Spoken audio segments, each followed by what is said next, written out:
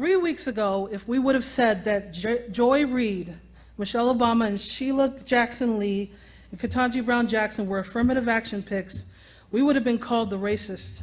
But now they're coming out and they're saying it for us. They're coming out and they're saying, I'm only here because of affirmative action. Yeah, we know. You do not have the brain processing power to otherwise be taken really seriously.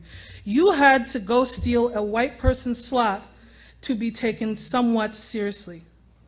Steal a white person's slot. We live in a world where white supremacists like Charlie Kirk, who himself dropped out of community college, can, with his whole chest, accuse a sitting Supreme Court justice of lacking brain power for her position because her college acceptance occurred as a result of affirmative action and not her Harvard law degree or decades of legal expertise. We live in a world where someone like that man can make a transparently racist and misogynistic statement, and pastors like Jack Hibbs allow him to use their platform to wrap their message. Please, guys, let her speak. To wrap their message in their version of the Word of God. We live in a world where that mentality has created an environment where BIPOC peoples in this city from all socioeconomic backgrounds advocate against what's best for little children just like them, just because they think that hatred and bigotry is God ordained because of this scripture or that sermon. That mentality leaves them free to sit on the sideline and do nothing, while kids like them are taught incomplete and inaccurate histories, all because they are groomed to believe the Bible tells them so. We live in a country where instead of having the uncomfortable conversations and dealing with delusional thinking, allowing racism and bigotry to flourish and thrive in this country, we allow white supremacists to further groom their followers to believe that people hate America versus the unchecked racism it was built on. This district needs Black history. My kids deserve an age-appropriate, unredacted version of their history. They should not be in their 30s when they learn that Harriet Tubman was also a spy for the Union Army. Sir, that's your first warning. I want to finish by saying those letting what I'm saying go in one ear and out the other because I'm making everything about race, and to those more upset about being called racist than about racism, it feels like people like me are making everything about race because to people like you, nothing is about race. Failure to address a racist past does nothing but guarantee a racist future. Thank you. Thank you.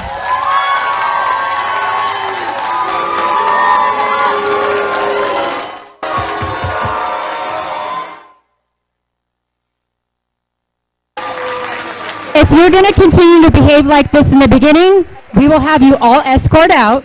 Possibility of losing your seats when you are allowed to come back in. Please don't make me do that. Let's have order. And I'm speaking to both sides, of course. Yes, I am. And I've already given one warning to a particular individual. Guys, people are entitled to speak during their time. If you want to speak about anything they said, do it during that time and address it to the board only, please. We're elected officials. We can handle them saying whatever they can. This is our job, okay? So relax, take a deep breath. Let's all behave. Oscar Avila, followed by Karen Reyes, followed by Ben Richards.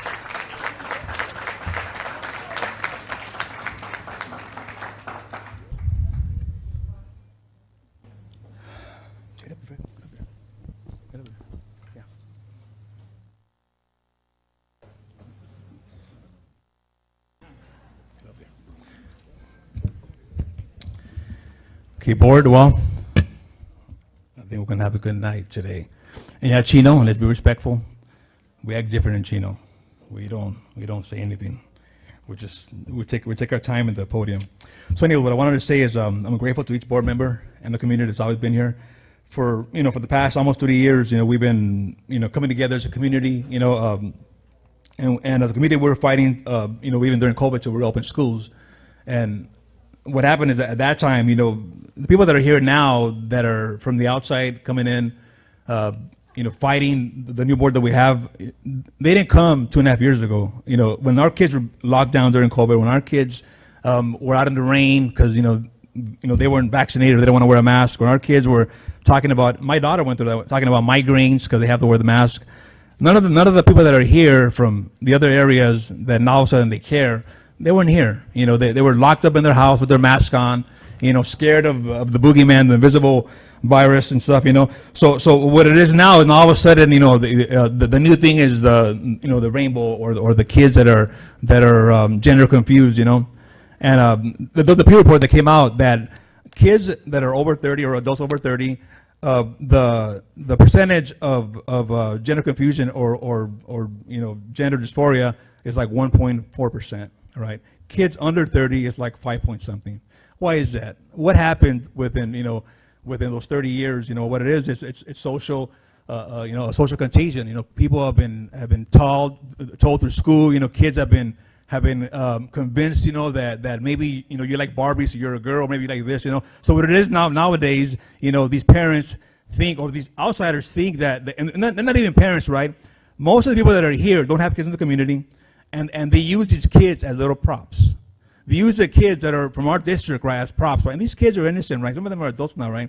But what it is they're using these kids to push their agenda of division, right? So in this community, we love everybody. We were fighting during COVID for everybody.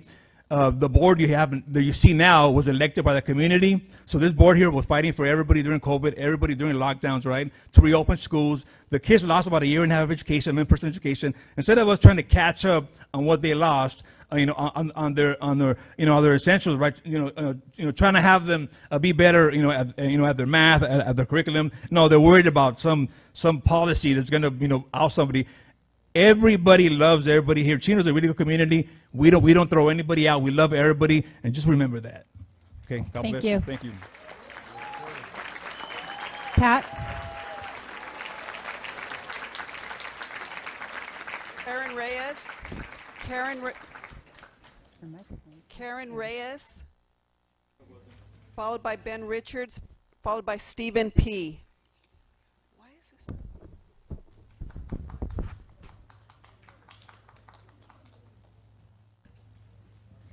My name is Karen Reyes, and I'm an intervention counselor at Don Lugo. I want to clear up lies about a partnership with the Chamber of Commerce and our school to enhance our wellness room.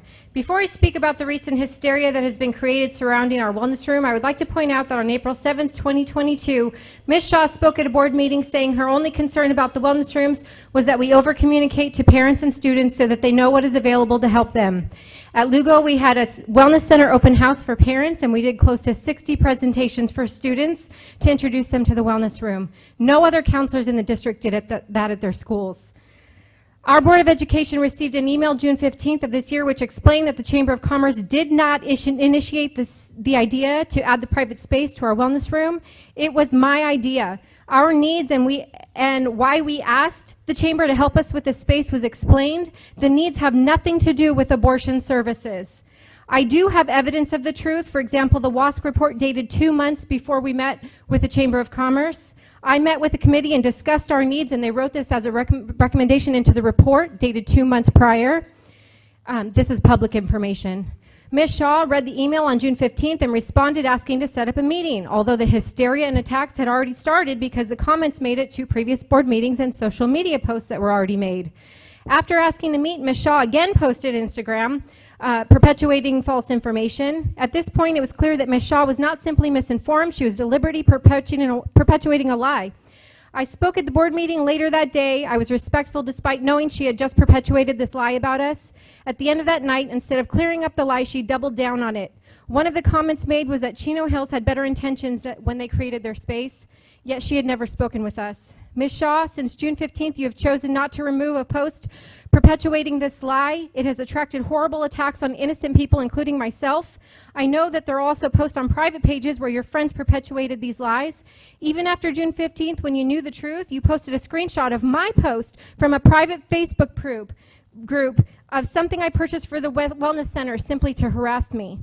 You have gone from supposedly being concerned about this partnership due to lack of information to spreading misinformation to perpetuating a lie after receiving the truth on June 15th, and then to harassing an employee who was simply speaking the truth.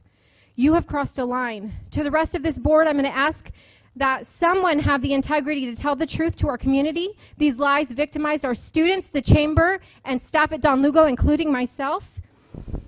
In case you aren't aware, these lies about innocent people have put us in danger. I have screenshots of hundreds of ignorant, disgusting, and scary posts. For the record, I'm not interested in meeting at this point. You have the truth. Thank you. Richards. Ben Richards. Pat? Ben Richards. Ben Richards, followed by Stephen P., followed by Nick Para. Logan, can you get Pat help? I think her microphone is not working. Ben Richards. I'm Ben Richards, a dad from San Diego. A year and a half ago, my kid's principal at San Diego Unified announced their new elementary school lesbian, gay, bisexual, transgender queer club. I've never been against a club. I just want to know if they showed up, to any club for that matter. Why? They're 6. They can be having discussions about their sexuality, being a bisexual, sexual attraction. I want to be involved in that. I want to follow up. I'm an involved dad.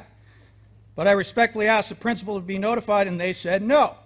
I go to my first board meeting down in San Diego Unified, pull up, park, turn the corner, flying over the entrance is a Black Lives Matter flag, Juneteenth, and a trans flag. And that's when I knew we had a systemic, radical leftist indoctrination problem in our public education system that is so deep, Guys, please any hold the clap. change would be insurmountable undertaking. The school board ignored me, and I was jeered at by the crowd. I couldn't sleep that night because I had one nagging thought in the back of my head, and that is, anyone who wants to hide things from me about my little kids, you're no friend of mine.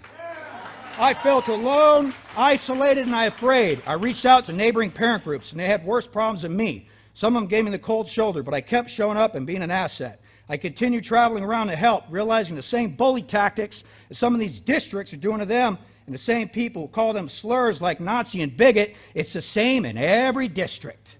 I don't want to be here, but they try to hide things from me about my kids, and they're doing it to these parents too. So come to find out, my story is their story. I'm a veteran, and I become awestruck by the courage displayed by these parents behind me. They've been slurred, publicly defamed, their jobs and livelihoods targeted, threatened, attacked by Antifa in Glendale, targeted by outside agitators who seek to usurp their local power. And now they're sued by the governor of California, who's going to take $1.5 million That's your first warning. away from their kids. So fast forward a year and a half, now I'm a member of the Dad Army, the California Parents Union, and the founder of SoCal Parent Advocates. Expose, challenge, and resist CRT, radical gender ideology, and vaccine and mask here in our schools. And as of 2 months ago, we have worked with nearly every parent and activist group from the upper reaches of LA County to the southern border of San Diego to carry out our strategic imperative of supporting the local parent groups who are where the rubber meets the road. So I'm glad that Tony Thurman is here to listen to my story, because you know what, Tony? We're growing, we're expanding, and we're not going away. So I'm happy to see you're here. And we're not anti-LGB, we're not anti-trans, we're not hateful. But Tony, if you want these smut books in your school, with your kids, you go get them from Barnes & Noble and the public library. But you keep that in your own home. And if you want to hide things from parents, sir, that's where we draw the line. That's where we draw the line, and we're not going to take it anymore. I'll see you at the podium.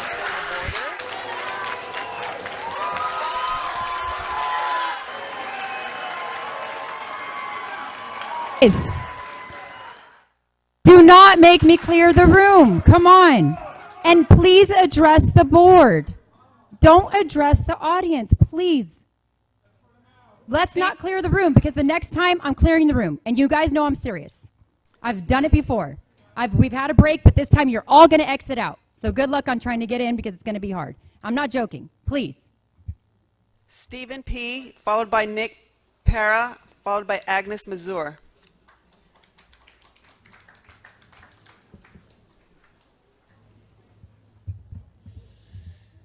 Good evening, board. President Shaw, it's an honor to be here today to speak in front of you. I went to many meetings where Ms. Shaw was there fighting for our children left and right, and it's an honor that we voted you in, and we're so glad that you're sitting in the position you are protecting our children. I wanted to speak today in regards to the wellness centers that are already inside 50 high schools in LA County. 50 high schools where they are a bridge directly run by Planned Parenthood. And if you're unaware, go look it up. Go look it up. There's 50 schools. They had a contract since 2019 to do 50 schools. Now, that might not be the case yet here, but I'm glad you're watching. I'm glad you're paying attention. I'm glad you're not going to let that happen here. But more importantly, all these things, all these issues why we're here today, it all comes from the heart. And if your heart is not right before God, you got an issue today. Guys, please. You're going to stand before God one day. You can leave this place and get hit by a car on the way out, and you're going to stand before God, and you're going to have to answer for what it is that you did on this earth. You're going to have to give an account. The Bible says that. You will give an account. You will stand before God. And are you going to stand justified, or are you going to stand guilty as a sinner? Now, everyone has a way. There is one way. His name is Jesus. He is the way, the truth, and the life. And no one comes to the Father except through him. There's a problem, though. The Bible says that all have sinned and fallen short of the glory of God. If you've sinned one time, you have fallen short. And if you told a lie, if you've had lust in your heart, if you've coveted something to belong to someone else, first warning. if you've had, you name it, all those things are sins. And if you have one of them, it's going to keep you out of heaven. And so we want to share with you today, none of these issues are going to go away unless you have a change of heart. And so we pray for you. We pray for this board. We pray for your families. We pray that God would continue to strengthen you as you stand in the face of opposition, as you stand in the face of Sacramento, as you stand in the face of legislation coming your way. It does not matter. You guys are standing strong for our children. And we're so thankful for you. And we're humbled to be here today.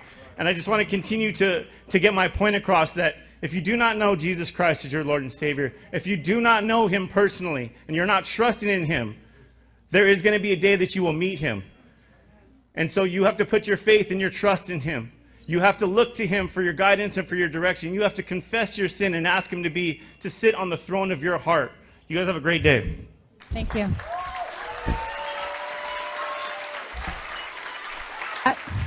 Nick Para, followed by Agnes Mazur, followed by Michelle Carney. Thank you very much. Nick Para. My grandfather was a first immigrant here in Chino and grew up in Avila Park, near Avila Park. Very humble man, a man of Jesus. And I'm a descendant, and I'm very proud.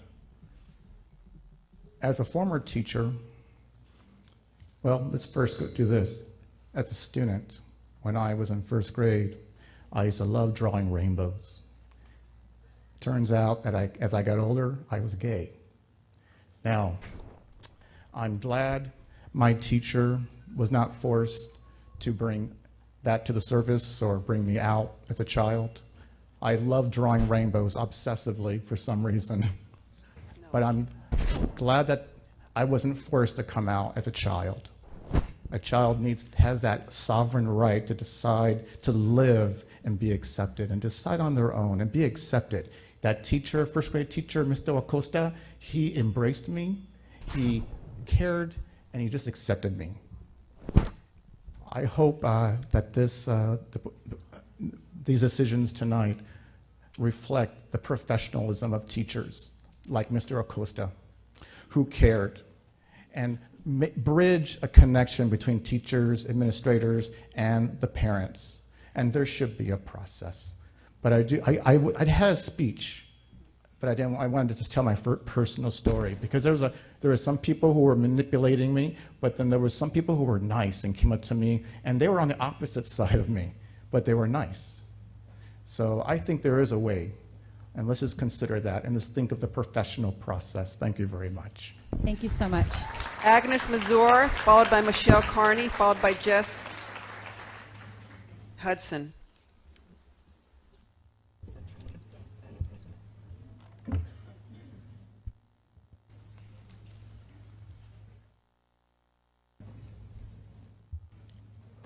Good evening, Board, Dr. Enfield, and Cabinet. I am the mother of 2 students in the district. As I watched the board meetings from home over the last few months, I heard this board majority repeatedly express their support for quote-unquote parental rights, generally as justification for policies and that I and most of the parents I know do not support. So I looked into what this actually means. The term parental rights has been used widely by Christian nationalist political groups. some of whom are here today, and taken up and amplified by Moms for Liberty starting in 2021. Moms for Liberty started in Florida by women with deep ties to the far right wing of the Republican Party. They have since been identified as an anti-government extremist group by the Southern Poverty Law Center, a civil rights organization that tracks extremism and hate. Moms for Liberty has spearheaded book bans, targeting books about people of color, and have tried to silence the truthful teaching about the role of race in our history. Most recently, they have pushed for policies that target LGBTQ+ students. They are also virulently anti-teacher and anti-union. As a school board candidate, Ms. Shaw signed a pledge that she would uphold Moms for Liberty beliefs, and this board majority is clearly aligned with them. The same resolutions, and even with the exact same wording, are showing up in school boards all over the country. Ms. Shaw has submitted a few herself. This is not a grassroots movement, but a highly coordinated and well-funded national political strategy. The problem with quote-unquote parental rights, as it is used by this board majority, is that it excludes the majority of us parents. Ms. Shaw has gone as far to say that those who do not support her resolutions are bad parents. Similarly, she has expressed her strong opposition to California Assembly Bill 1078, which is a bill currently under consideration in the state Senate that gives students the right to curriculum that includes culturally and racially diverse perspectives. This law would also empower parents, allowing them to appeal to their county board of education if their local school board passes a book ban. That Ms. Shaw is strongly against this bill speaks volumes about which parents she believes should have rights and which parents she believes should not. Despite the claims of some members of this board, most parents do not support book bans and do want their children to learn diverse perspectives and honest history. We want school to be a welcoming and accepting place for all students, including our LGBT+ youth. And we very much support our children's teachers and their union. We also definitely do not want our tax money meant for our children's schools to be wasted paying for fancy lawyers because the school board chooses to pass illegal policies that inevitably lead to lawsuits. We may not be the parents that come to every board meeting, but we do live and vote here, and we are paying attention. Thank you so much.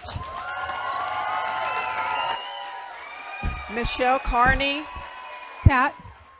Michelle Carney, followed by Jess Huson, followed by Barry LeBlanc. Did I just move the table?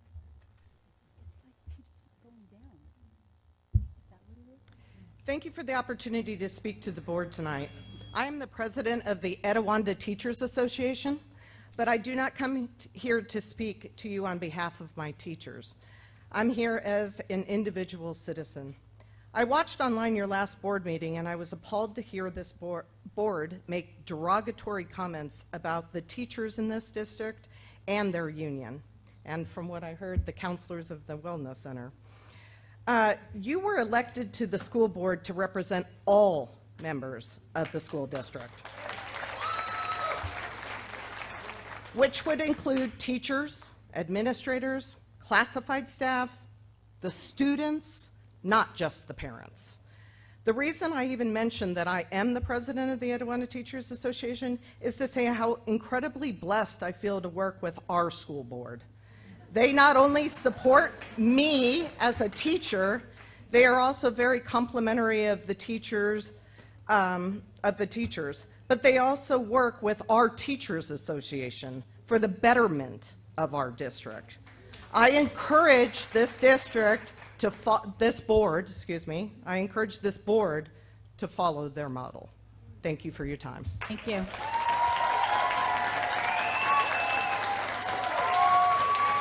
Barry LeBlanc, followed by Lisa G. Jess Huson, followed by Barry LeBlanc, followed by Lisa G.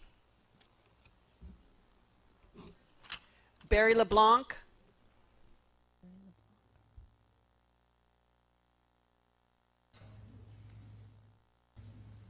Hi, thank you for allowing me to speak. I'm a taxpayer here in Chino, and I'm a Air Force veteran, retired veteran. And so I have a right to be here because I am living here in Chino the ABC group that's here. I don't know how many of them. Address us, please. Well, I don't know how many from the ABC group actually live here. I know the leaders, some of the leaders don't. Okay, that's fine. But there's a lot of people here from Chino, a lot of parents. And I wasn't able to speak last time because you guys ran out of time. And Mr. Bridge, you held up a Bible and said, God is love. Well, do you really read your Bible? It also says God is a righteous judge. And that there's a standard. What's your name? And we've had this standard here for 247 years. The Pilgrims came here from England Welcome. for freedom, religious freedom. You know, we're all going to stand before God one day. Okay? I don't hate the ABC group. I don't hate them.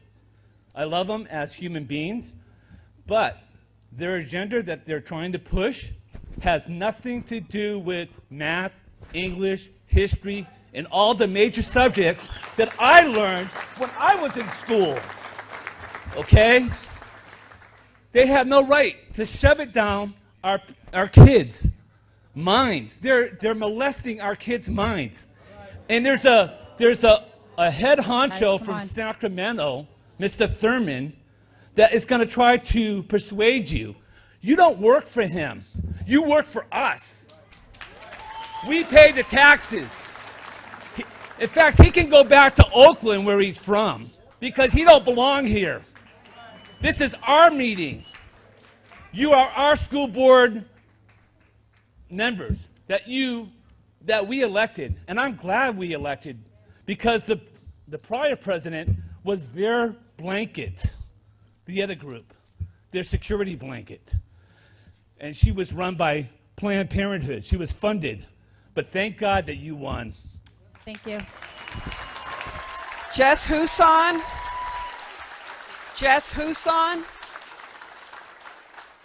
Jess Huson, followed by Barry LeBlanc, followed by Lisa G.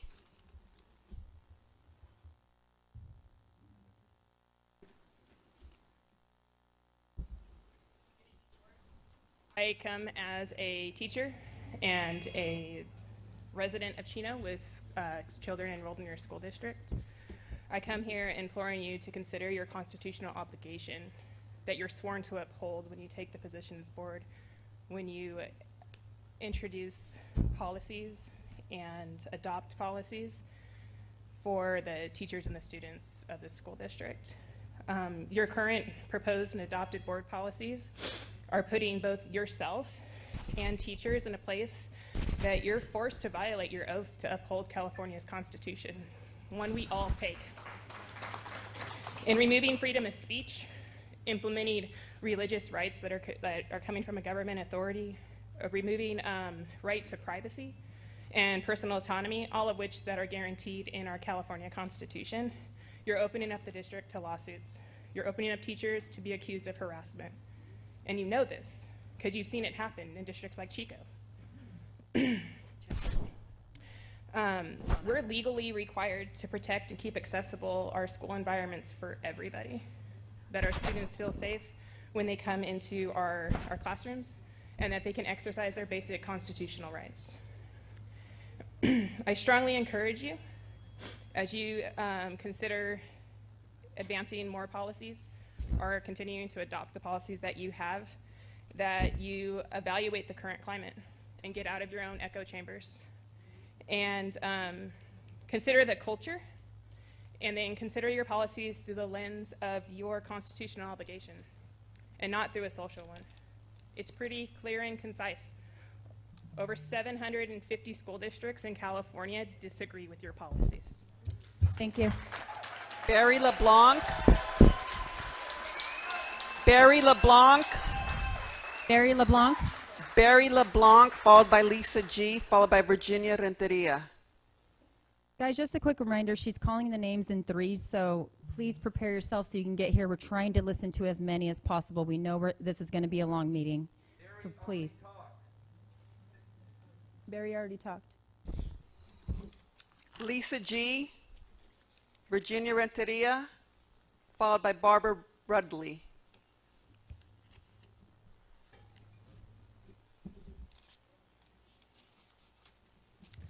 I would like to apologize in advance to the students, teachers, and school staff here tonight or watching these board meetings online. I can't imagine how demoralizing it must be month after month to listen to the distortions and misinformation from both board members and speakers, many of whom are coming from outside our community, accusing the dedicated people who work in education of indoctrinating and grooming students. It's no wonder why so many of the best and brightest in education are leaving our district. We hear over and over from this board that teachers are keeping secrets from parents. Every teacher my children ever had and every teacher I know have always expressed how much they wish parents would be more involved in their children's education. If you think they have the time, not to mention the desire, to indoctrinate your child to be gay or transgender, as if that's a thing, then you clearly haven't spent much time in a classroom.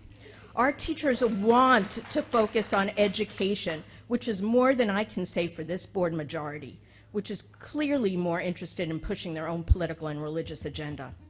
And to those who think what's going on in their child's school is a secret, well, that's a fallacy. Want to see your child's school records or opt your children out of any reading assignments, sex ed, or any other program? That is your right. Want to review curriculum or a textbook? Just ask. And of course, schools already have policies in place for staff to identify, support, and refer students at risk of harming themselves or others. Make no mistake, what this board is pushing through now is just the tip of the iceberg. They are taking their cue from their megachurch as well as a group called Moms for Liberty that believes that they should be able to decide not just what their kids learn, but what every child learns. Next up is banning library books, sanitizing race-related history lessons, and anything else they decide is unchristian. Never mind state laws that govern curriculum. These folks think they know better than education professionals. If you are convinced that public school teachers are not to be trusted, then why not homeschool or put your child into private school? Of course, most of these efforts will be overturned in court, so we need to ask ourselves whether we want our taxpayer dollars going to lawyers to fight unwinnable battles, much the same way this district blew more than $300,000 fighting a lawsuit because Mr. Cruz and Mr. Na couldn't stop themselves from proselytizing from the dais. This group wants a legal fight because they have nothing to lose and want to be seen as martyrs in their church, while they gradually dismantle our public education system and try to replace it with a voucher system that will have taxpayers picking up the tab for religious schools. This is already happening in other parts of the country. Let's remember there's a reason why public education is called the Great Equalizer. It's designed for all students and must be protected. Thank you.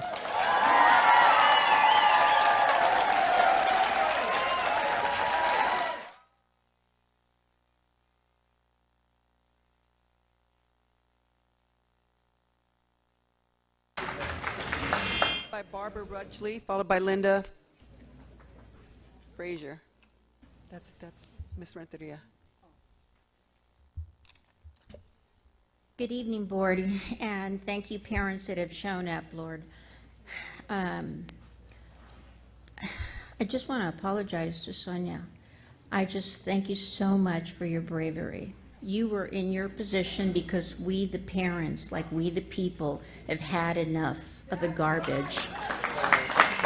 I come up here, I don't need a little army of woohoo, stand with your leader here. I don't need that because I stand before the Lord and it's obvious. It's obvious that we're looking at a spiritual battle right now. These demons are after our children. They are after our children. California, like most of America, is dumbing down our kids.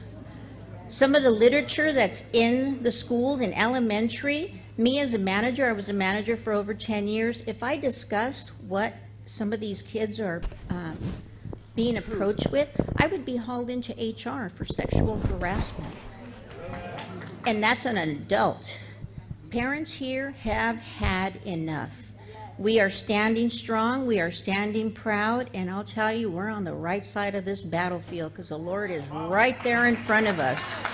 And we will not back down. And I just think that we should be focused more on getting our children better prepared. In Asia, China, those kids can outsmart our kids, sadly.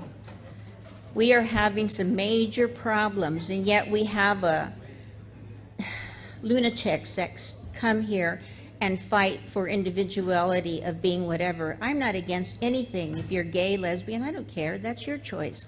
That's, you know, if you want to be if you're a boy, you're born a boy, and you want to be a girl, that's your delusion. Don't force the delusion onto us. On order, please. Yes, just basically leave our children alone, because this battle is far from being over. It's obvious that we're going to have our school board meetings here every time, because we're getting more and more people, more and more coming up, because a lot of parents are shocked at what is going on. They can't actually believe it. So I just thank you, and I know that we are on the right side of the spiritual battle for our kids. Thank you. Thank you. Before we hear the next speaker, Pat, we're at our 30 minutes. How many more speakers do we have? 5. 5 more speakers. Board, do I have a consensus? I'll take it by each individual board member. Mr. Bridge? Mr. Monroe? I'm a yes. Mr. Cruz? Yes. We have Mr. Na. We have the majority. We'll continue to listen to the 5 speakers. Please stay on topic. If it is about the policy, let's keep it for that time. Barbara Rudgley, followed by Lisa Frazier, followed by Jess Enos. My name is Barbara Rougeley. That was a good guess. Thanks. And representing the League of Women Voters of Mount Baldy area. I'm here tonight to introduce you to our new observer. This is Gina Trexler Sousa. Sorry. And she begins her work tonight. The purpose of the Corps of Observers is just to observe, not speak out, not question except for clarification.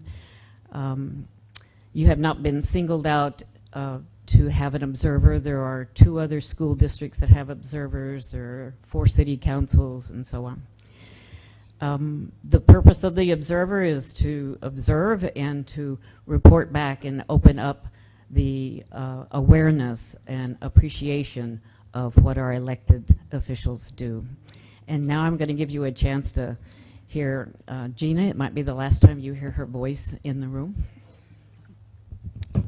Thank you to the board. Thank you, Dr. Enfeld. I just want to take a moment of your time to give a brief introduction. I know it's a busy evening. I was born in Louisiana. I moved to Chino Hills, California when I was 8 years old. I have attended public schools in CVUSD for my entire career.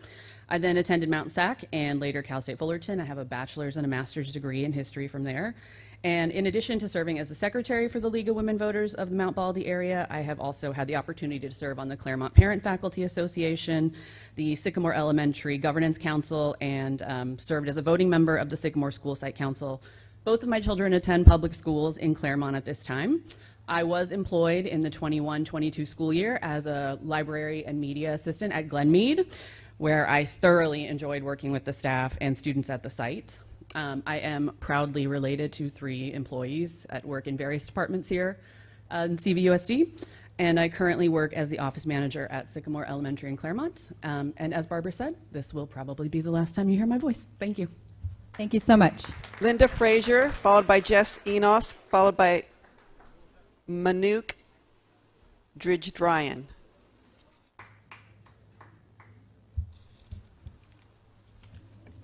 I spelled salad dressing on my notes, so bear with me. Anyways, I'm Linda Fraser. Good evening, Mrs. Shaw, school board members, and community.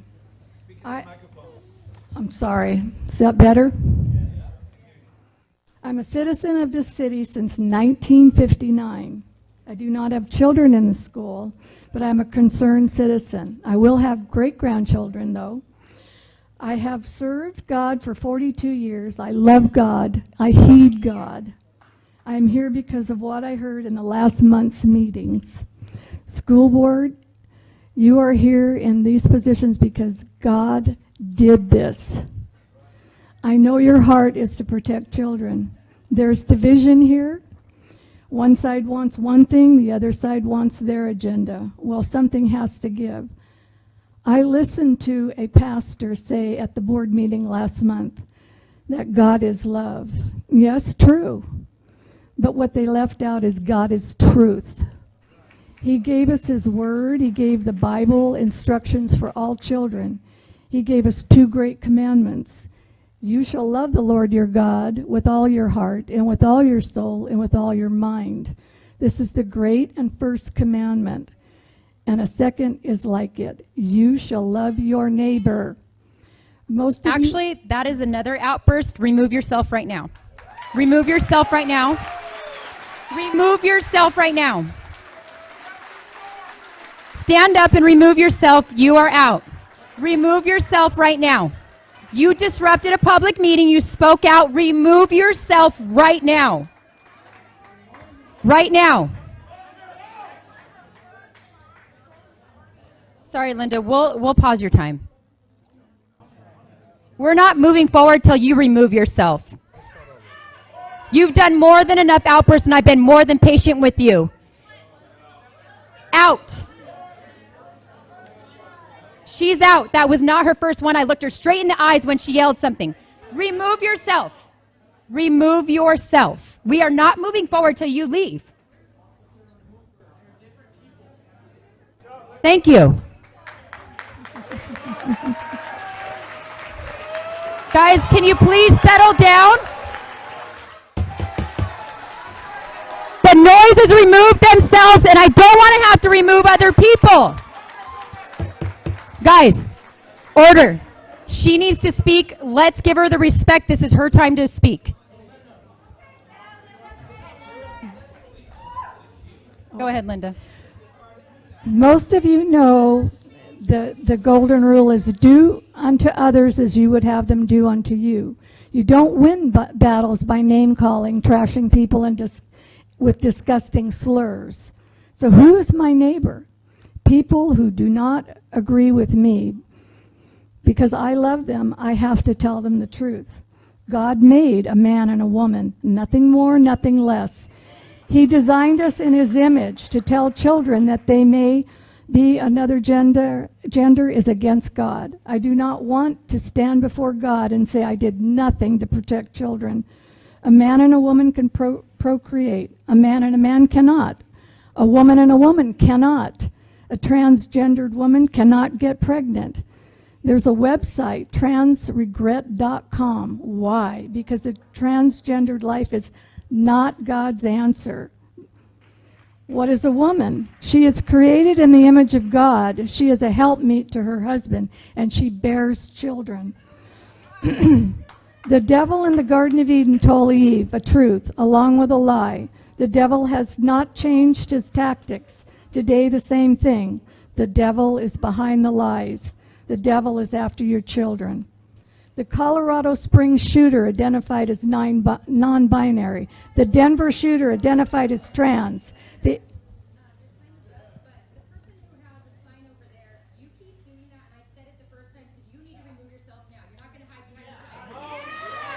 And we will not proceed until you leave. So leave right now. You cannot hide behind a sign. Thank you, and have a nice night. Please remove yourself.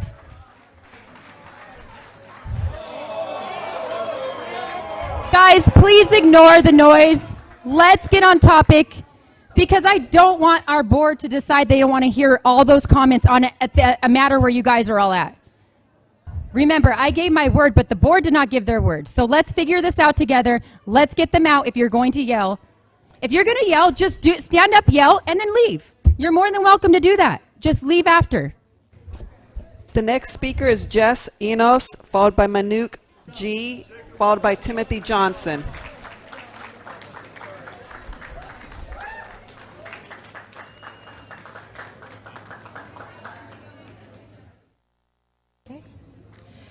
Hi, my name is Jess. I am the leader of Antelope Valley Parents for Education. We are here to support those of you on this board and those parents in this community that are fighting for their children against the sexualization of our children. You are fighting for them. Let her speak. You are the heroes of this school district. This state and nation are watching you. You have ignited the fire in many across this nation to rise up and believe that this fight is something that can be won. You are causing a ripple effect, and you should be proud of what you are doing. In this fight, I am constantly reminded of the story of the grasshoppers and the ants. We are the ants in this story. We are many, we are mighty, we are powerful. The second more parents realize that they have more power than they truly believe, we will be unstoppable, a force to be reckoned with. So we see you, we hear you, we support you. Keep up the fight. We, the people, have your back, and with the Almighty God by our side, nothing is going to stop us.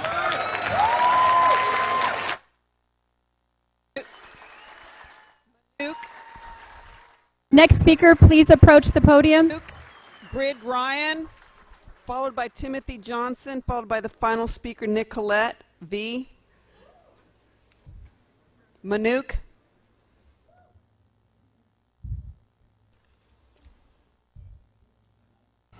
Hello, everybody. Thank you, board. Thank you, parents. Thank you, America. And thank you for all the men and women serving under this flag across our great nation and making this country safe for immigrants like me. Anybody doesn't like America or anybody doesn't like this flag has a problem with me.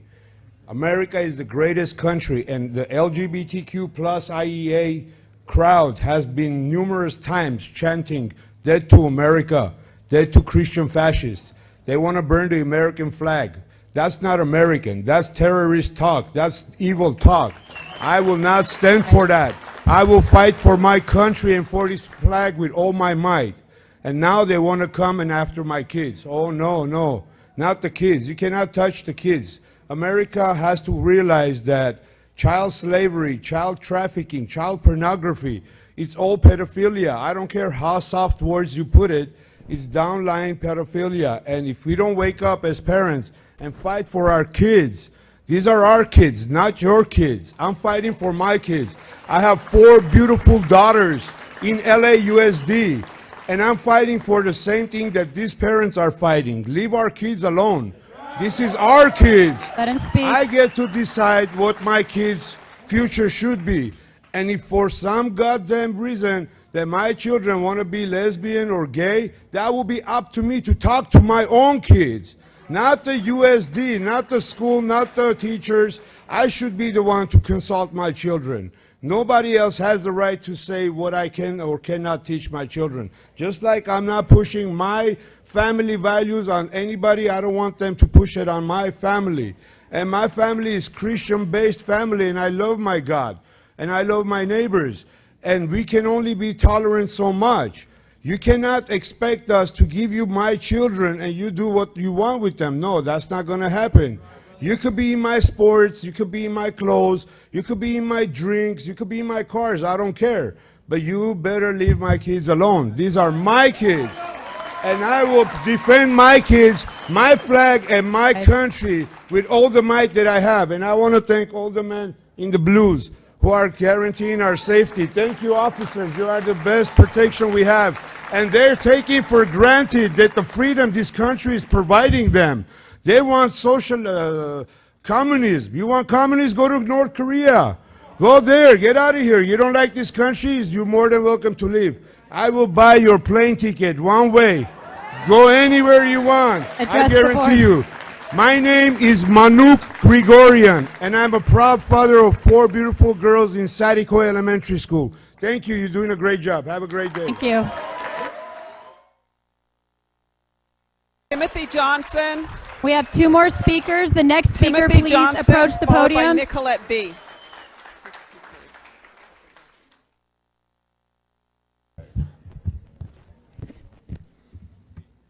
All right, hello board. Thank you for hearing us tonight. I appreciate all of what you guys are doing. And I want to talk tonight, you know, I do Men on the Street videos with Red Liberty Media. And I spoke to a woman once and I asked her if men could get pregnant. And she said yes. And I then asked her, you know, if I believe I'm a dinosaur, does that make me a dinosaur? And she said, well, I'm not a doctor. And the point of this is, I asked her then, you know, if I'm on a 50-foot tall building and I believe that I'm transgravitational and I jump off the building, will I fall? In other words, if I jump off that building and I sincerely believe that I'm transgravitational and gravity has no effect, what's going to happen? There is reality. And the reality is God has created each one of us, male and female, in his own image. And the truth is, you held up the Bible and said, God is love, Mr. Bridge, and he is. And 1 Corinthians 13 says God is love, but love is patient, love is kind. But it also says love does not rejoice in unrighteousness, but rejoices with the truth. And so if you are rejoicing with unrighteousness, as God has said, you are not loving. You are actually going against God. You know, the truth is, well, someone was speaking about, you know, black history. And I believe we should learn about black history. Lemuel Haynes, James Armistead, Frederick Douglass. How about these great Americans of the past? And let me read you something, because Lemuel Haynes was a Minuteman, and then he became a pastor. And he actually preached at George Washington's birthday. He loved George Washington. And here's what he said. It is God alone that slays the native enmity of the heart, that takes away those evil dispositions that govern man, and takes away the heart of stone and gives a soft heart, and makes him that was a hater of God, an enemy of God, to become a friend of his divine character. This was not wrought by any efficiency of man, or by any external motives, or by any light that led into the understanding, but of God. Hence we receive Christ and are born, not of blood, not of the flesh, nor of the will of man, but of God. And the truth is, we are all sinners. And we will all stand before God one day. And that's why we need the blood of Jesus to forgive us of our own sins. And so I implore each one of us here to make sure we are right with him. Because one day we will stand before him. There's no getting around that. God bless you all. Thank you. The final speaker is Nicolette V. Next speaker.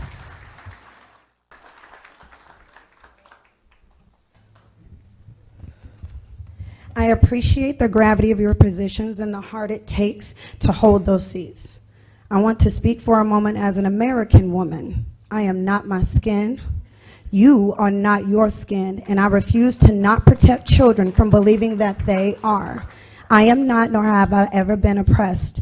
I am not, nor have I ever been a victim. For those who would say that I have been and just didn't know it, my response to that is that my parents raised me while in the South, after experiencing real racism themselves, to not allow my past to have power over my present or my future.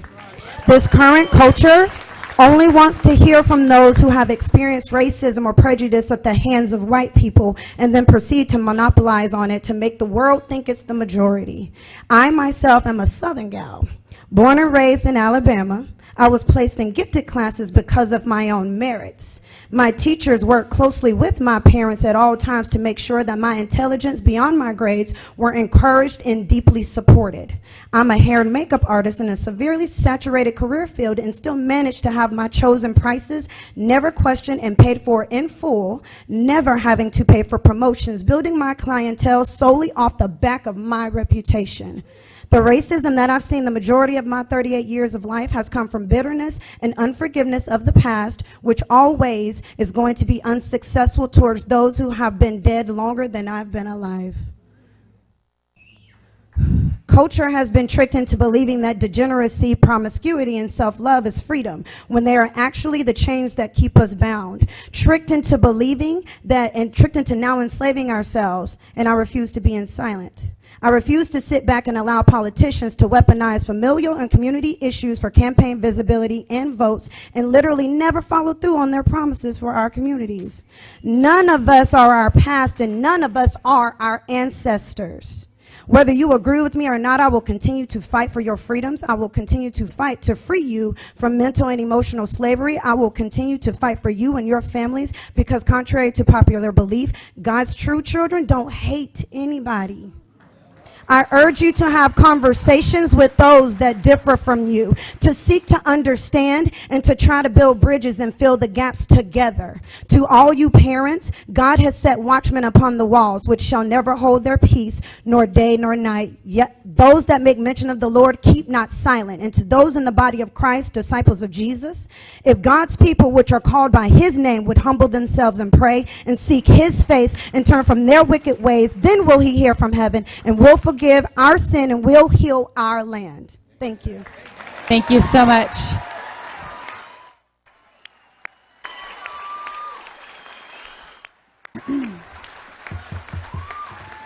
That concludes all our comments on non-agenda items. We're going to move on to changes and deletions. We're now at changes and deletions. Pat, are there any changes or deletions? The following changes are on the agenda. Item 2B1, page 15, addendum to the employment contract for the superintendent of the Chino Valley Unified School District is pulled from the agenda. And item 2B2, page 17, addendum to the employment contracts for associate superintendent business services, associate superintendent curriculum instruction, innovation and support, and assistant superintendent facilities planning and operations is pulled from the agenda. There are no further changes or deletions. Thank you so much, Pat. We're now on to item 2A1, new board policy 5020.1, parental notification. Recommend the Board of Education approve the new board policy 5020.1, parental notification. Pat, how many speakers do we have? 83 requests to speak.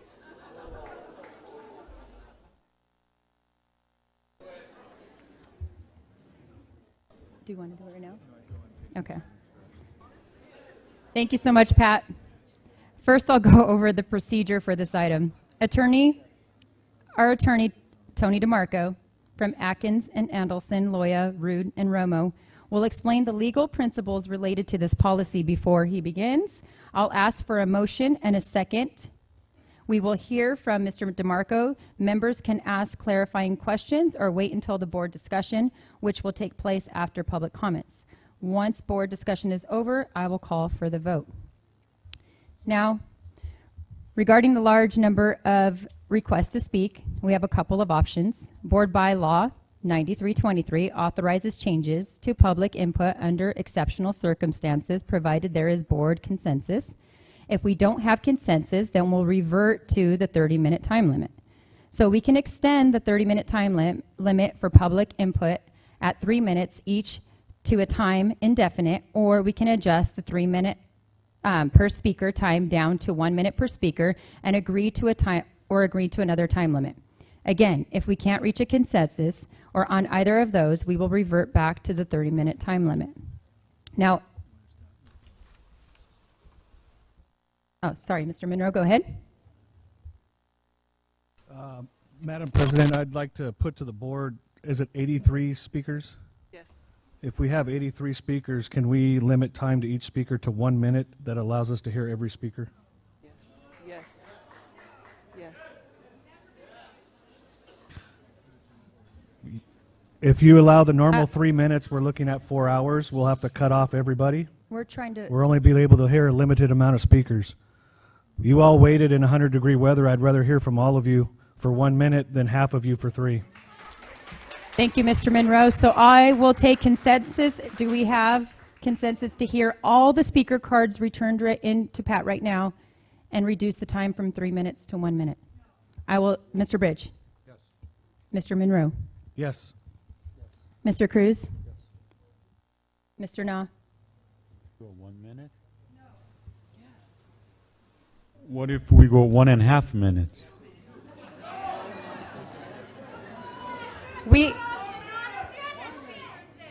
Do you want to do? If you speak out one more time, you're going to leave. We're trying to do our board business, and you're being very rude. You either have to take the vote that down, and then we can bring 1 minute, 1.5 minutes on the. We already have consensus. Okay. So, is it a yes or no, Mr. No? I would say no, because I like to have at least 1.5 minutes. Yeah.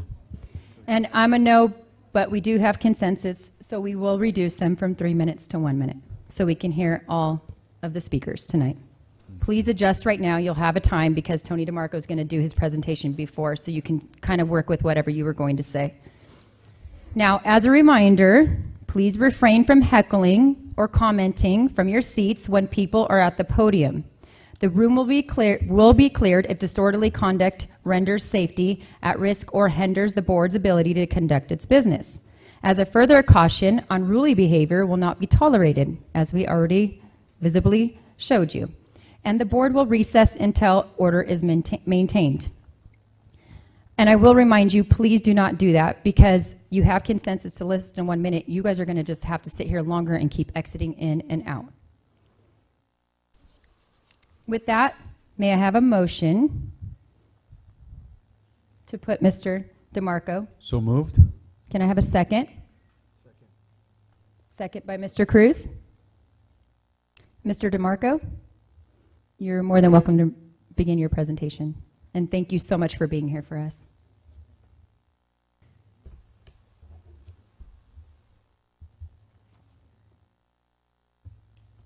Good evening, trustees and members of the community. First, I want to lower expectations.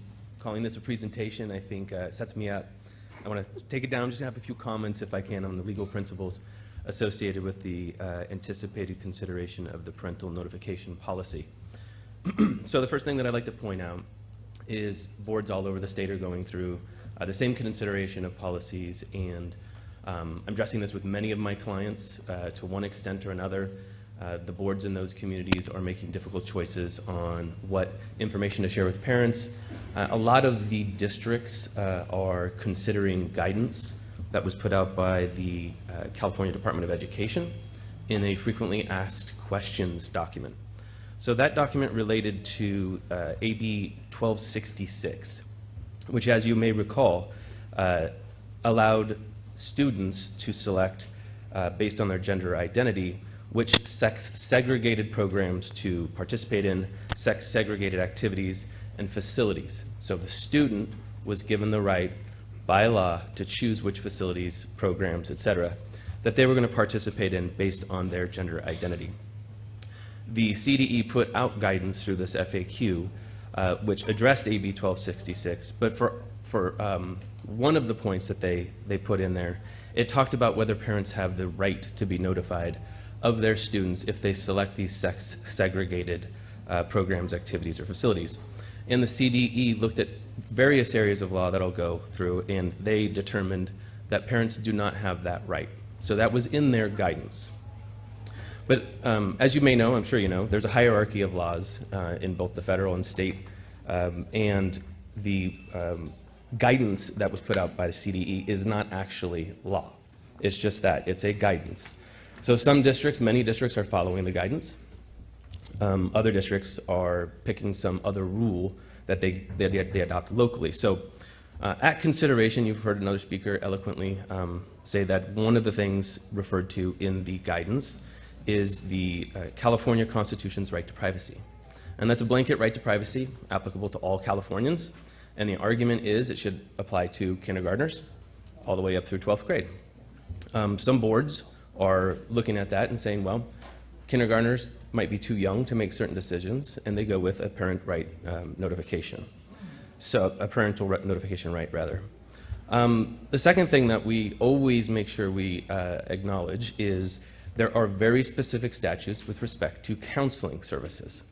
Counselors who are working with age 12 and over students may not disclose confidential information that is provided to them while a student is receiving counseling from the school counselor. And a school counselor is very broadly defined under the law. You're familiar with them in your schools. If a student age 12 or older tells a counselor while receiving counseling services that they want to use different bathrooms, that they consider themselves transgender, gender non-conforming, binary, whatever it is that is their gender identity, that counselor must respect that student's privacy by law. In the proposed policy, there is a very specific reference that says this board, this district, will follow any specific statutes. This is an example of a specific statute that the board and the district must follow. So counselors may not disclose that confidential information without the student's consent. Again, that's students 12 or older. So what would be disclosed and when would it be disclosed under this policy? So we focus on, and we had a conversation yesterday with school administrators during an advanced workshop. What is required? When are we going to expect employees to provide this notification to parents? And there's action items. If a student requests to be identified or treated as a gender other than their biological sex or gender listed on their official records. If they're requesting to use a name that differs from their legal name, except for nicknames. If they request to change their pronouns. If they want to use or go with sex-segregated programs, activities, and sports that do not align with their biological sex or gender. So these are action items. This is not a mere conversation. This is not a statement by a student, I'm questioning, I'm curious. It's got to be action items. If a staff member is asked to do something on behalf of a student that is covered in one of those action items, then it would be it would trigger the parental notification. Again, I want to reflect back on except if that is information that is shared with a counselor and the student is 12 and older. So we've heard conversation about the Chico case, Chico Unified. They have a policy that is substantially different than the one for consideration tonight by your board. That district went in a different direction and adopted a student privacy policy. A parent sued claiming that they had a constitutional right to notification so that they can meaningfully participate in this aspect of their child's life. The court didn't really rule one way or another on whether parents should have notice. Instead, what the court said was, the issue before the court is not whether it is a good idea for school districts to notify parents of a minor's gender identity and receive consent before using alternative names, pronouns, but whether the United States Constitution mandates such authority. This court holds that it does not. So what the court said is this is not in the Constitution. Obviously, there's a federal constitution that has a right to privacy in it, a parallel to our state constitution. That court said there's nothing in the Constitution that speaks one way or the other, so I'm staying out of it. So when we reflect on some of the laws that are in the FAQ or referred to in the FAQ, you have stuff like the state constitution's right to privacy, the state constitution's right to safe schools, it refers to anti-discrimination laws, and it refers to student safety, which is a paramount concern for everyone. But it doesn't actually say in the FAQ that this is mandated by law or that it's prohibited by law. It is simply something that our state legislature needs to take up. One other point that I wanted to address in the proposed policy is that there's specifically been added that no student should be referred home, no parental notification should be made if there is a reasonable suspicion that child abuse or child neglect could take place as a result. So that's a very clear prohibition on the parent notification, and it's well grounded in the law. All school district staff are mandated reporters. If they form a reasonable suspicion of child abuse or neglect, they are mandated by law to make a report. If such a report is made based on what a student says, for example, I'm transgender, I want to transition, I need your help, I think my dad will hurt me if he finds out, then that would trigger a mandated report to be filed with CPS. This policy is very explicit that no parental notification would be made in those conditions. So that summarizes the law as it stands right now. And the last thing that I'll point out is the policy, as adopted, does say that you will follow in this district any specific statutes on point with respect to parental notification. And I believe if the legislature does follow through with the parent notification bill or law, that we will be amending or adjusting our processes to ensure this district's in full compliance with the law. Any questions? Is there any questions, board members? No? Any discussion, comments? Thank you. Thank you. I would like to make one comment. I appreciated you coming here. And also, just so the public knows too, he did a presentation for our principals, so they're fully aware of it and how to implement it. Thank you, Dr. Enfield, for making sure that happened, because we just don't, I'm never going to propose a policy to throw it out there without making sure that it has the means behind it to do something with it. So thank you. We're now at speakers. Pat? Tony One Thurman. second, Pat.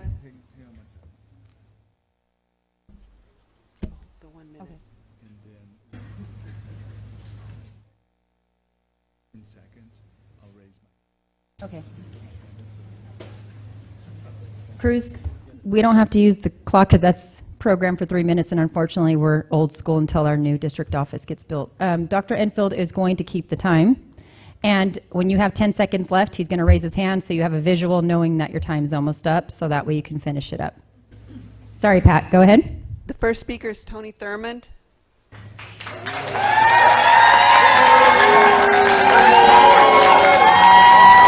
Just please be respectful on both sides. Both sides, thank you. Good evening, Madam President, members of the board, parents, teachers, and students. I stand before you as a proud American, as a man of faith, the son of a veteran who served in Vietnam, who's buried not far from here. I love this country. And in addition to being the state superintendent, I am also a parent. And I come before you as a parent tonight. And we can debate all of the laws and all of the policies and practices. I ask you to consider this, that nearly half of students who identify as being LGBTQ+ are considering suicide. I ask you to consider this, that the policy that you consider tonight not only may fall outside of the laws that respect privacy and safety for our students, but may put our students at risk because they may not be in homes where they can be safe. Time. Time. Time. And I learned something from a previous board president. Guys, be respectful.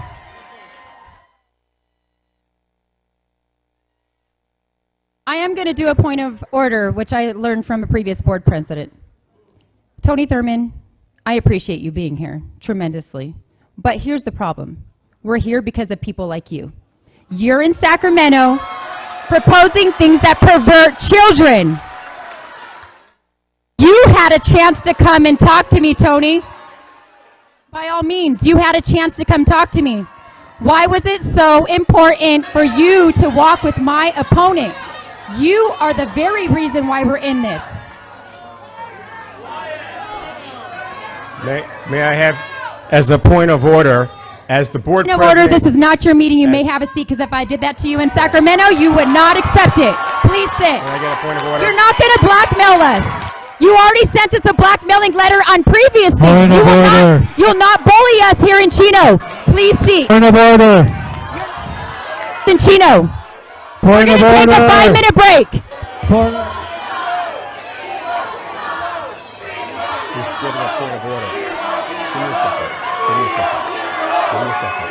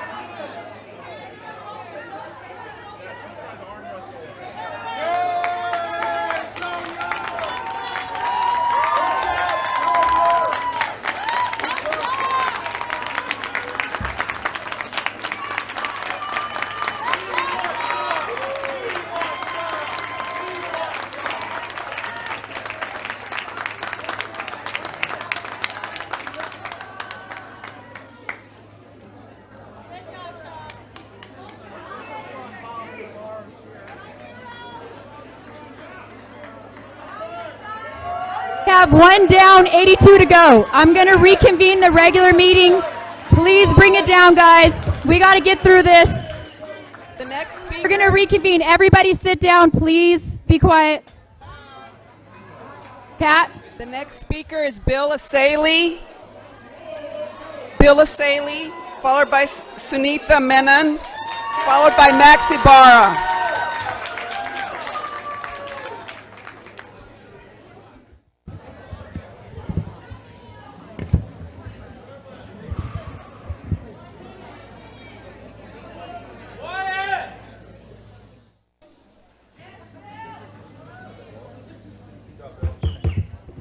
Thank you.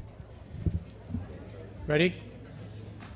Begin. Thank you, Madam President. Let me just say one thing. Mr. Thurman was granted more respect and decorum than I ever have been by the supermajority Democrats in Sacramento. I introduced Assembly Bill 1314 to have this exact conversation, an open dialogue, to have a legislative deliberative process. They would not even hear my bill because they said it was too hateful without even having a conversation. That is wrong, but that's why our founding fathers had the wisdom to create the system of government that we have, where most power is reserved to local governments. And we do not have the power to change laws in Sacramento, but we sure enough have the power at the local level. So thank you for bringing this proposition, for this board position. Let me talk about facts very quickly. We care deeply. We care. Let him speak.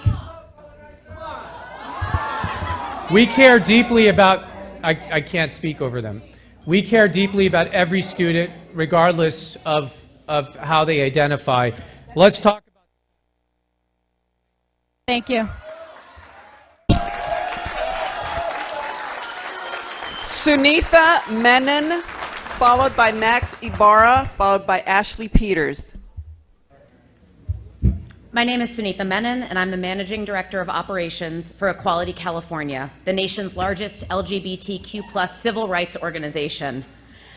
In the stated letter that was sent to you by Executive Director Tony Huang earlier today, Equality California strongly opposes this board policy 5020.1. The proposal is extremely dangerous and not aligned with recommendations from the California Department of Education, nor is it aligned with best practices for supporting students' success and health.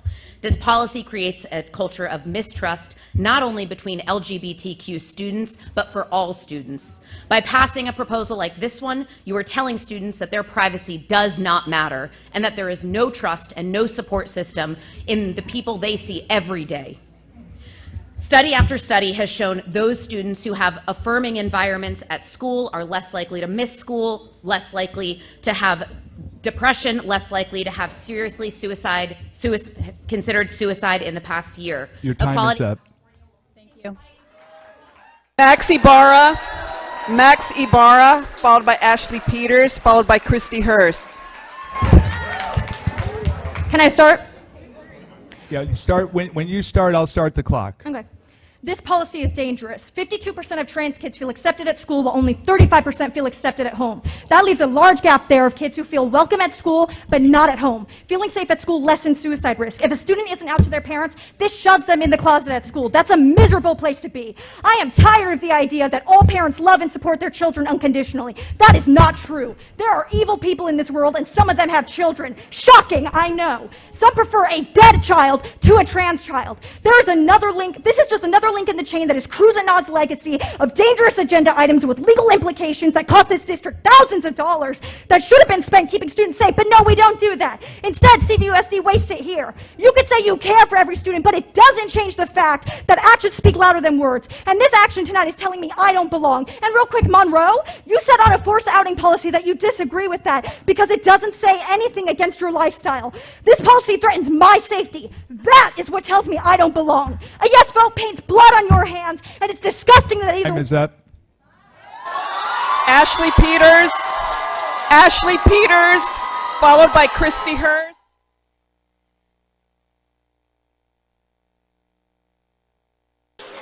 Ashley Peters, followed by Christy Hurst, followed by Phoenix Wiesa. Good evening. I'm the parent of a current CVUSD student and a public school educator with 22 years of experience. I'm deeply troubled by the parent notification directive proposed by the school board. The proposed policy is a flagrant attempt to isolate, shame, and otherwise alienate our LGBTQIA students, creating a hostile environment for them in our public schools. As a resident of Chino, whose taxes go to this district, I'm extremely concerned about the board's reckless pursuit of personal agendas, regardless of legality, that will result in expensive lawsuits and fines from the state. Given recent rulings, the board should abandon any further discussion of this policy and get back to the critical work of supporting the students, teachers, and staff of CVUSD. Our public schools are already underfunded. Implementing policies that will be challenged in court and overturned will make it more difficult to hire and retain highly qualified teachers, limit student access to textbooks, classroom materials, and field trips, and will negatively impact our ability to employ counselors, coaches, librarians, and other essential support staff. You've abandoned your duty to ensure our students have access to the best possible public education in order to proliferate your own insidious moral judgment. This overt disregard for your responsibilities as school board members is abhorrent and makes it clear the majority of you are unfit to hold your position. Your time is up. Thank you. Christy Hurst, followed by Phoenix Guiza, followed by Daniel Mora. I am Christy Hurst, the co-founder of the national nonprofit Our Schools USA. I am a lifelong Chino resident. I attended 1st through 12th grade in this district. I was a teacher in this district for 14 years. I am a current parent of 3 kids in this district. I love my kids' schools, their teachers, their administrators, and counselors. I know this community. I know this district. The things you are claiming are happening are lies. Our teachers do not have nefarious intentions. Our school staff does not have the goal of keeping secrets. Your policy proposal is built on nothing but lies. Educating children works best with engaged parents, caring teachers, working together to create a safe space for all children to learn. This policy breaks down trust between parents, teachers, and students and exposes our most vulnerable students. Policies like this break down relationships. They foster a climate of distrust, and they make all kids feel less safe. Kids cannot learn if they do not feel safe, period. All you are going to accomplish is get this district sued, caught up in lawsuits that are going to cost the hardworking Chino Valley residents their taxpayer dollars. This district is not your device or personal checkbook to advance. Time is up. Thank you. Phoenix Guiza, followed by Daniel Mora, followed by Cookie Cabrera. Good evening, school board members and superintendent in field. My name is Phoenix Giza, and I'm an incoming senior at Chino High School. I'm here today to speak out against this policy the school board has introduced. This policy is absolutely unnecessary and will cause more harm than good. Outing trans kids before they are ready will cause such great harm to them, especially if they know their parents are not supportive. As a member of the LGBTQ community, I know how hard it is to come out as a child. This policy will destroy the lives of kids who should not have to live in fear for being their true selves. Instead of causing this damage to children, instead of focus on other things like the special education program. I was in special education from 1st grade all the way up to my freshman year of high school. And I'm confidently say that it needs to be fixed. All of your guys' time and energy should go to solving things, and especially the problems going on throughout our school. Special education kids are often overlooked. One second. I don't mean to interrupt you, but we had some hitting over there, so we got to take care of this. And I saw it.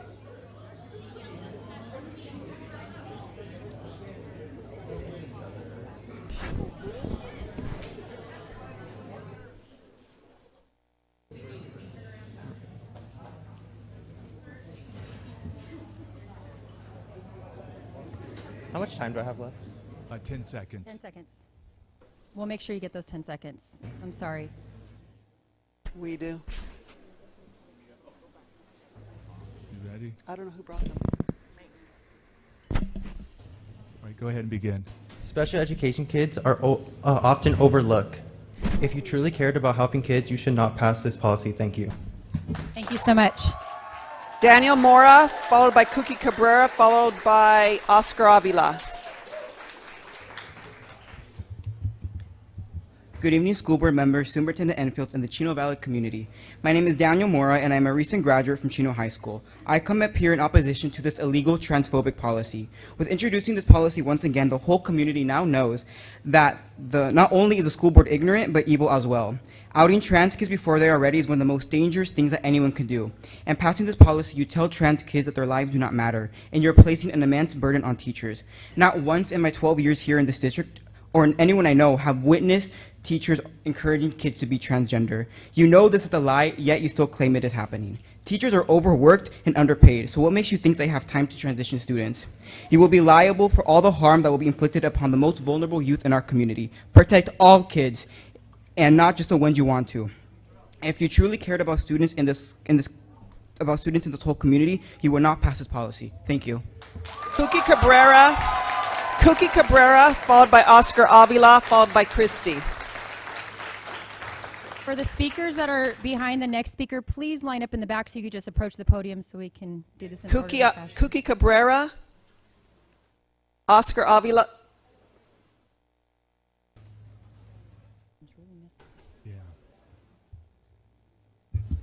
Good evening, school board members.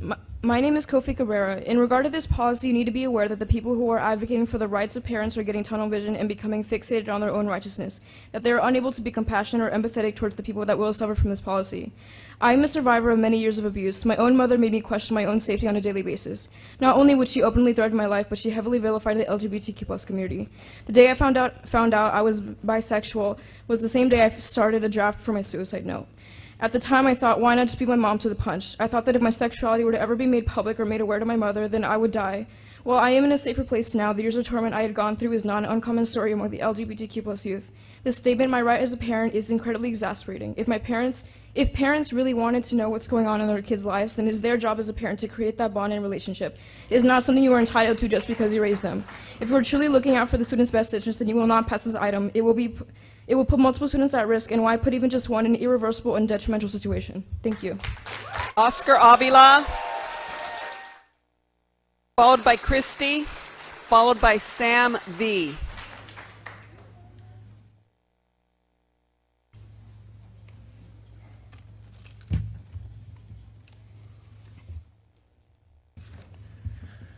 Okay, board. Well, we are here today because our kids are in danger, and they're in danger by groomers. Okay, early in the year when the years first started, the Chino University School sent out a brochure talking about give us your pronouns, right? And in this thing, it instructs teachers how to have a separate file, right, with the kids' preferred gender name, preferred like whatever they wanted to do, right? So it's an instructional book and a separate file for the students, right? A few months ago, right, Brenda Walker over there, right, from ACT, right. She sent information, a questionnaire, right, to the teachers. Should we agree on having the kids, having the parents notified of their gender? She asked the teachers, right, asked the parents, Brenda, right, and here's another letter, right, from the union, right, from the CTA and ACT, right, talking about if you do this, right, you're gonna get sued. Right? This is a threatening letter to the board, right. So the groomers here, the danger here is a union and Brenda Walker, right? And even that midget Thurman, right, that was here, right? These people are the ones that are coming against the children, right? Let him speak. Time is up. Thank you. Christie. Thank you. Christie, followed by Sam V, followed by Amanis S. Christie.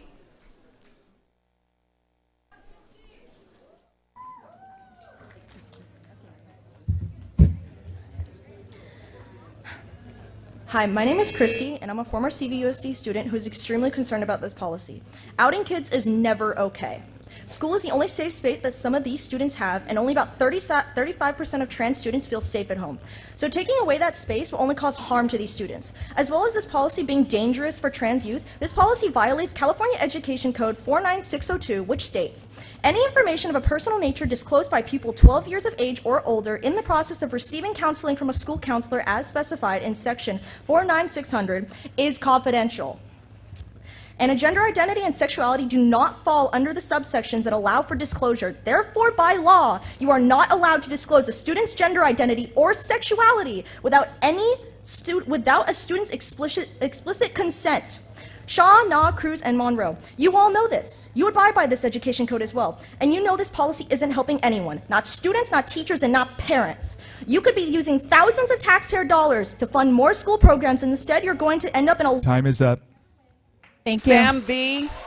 Sam V, followed by Amanis S, followed by Gus Riza.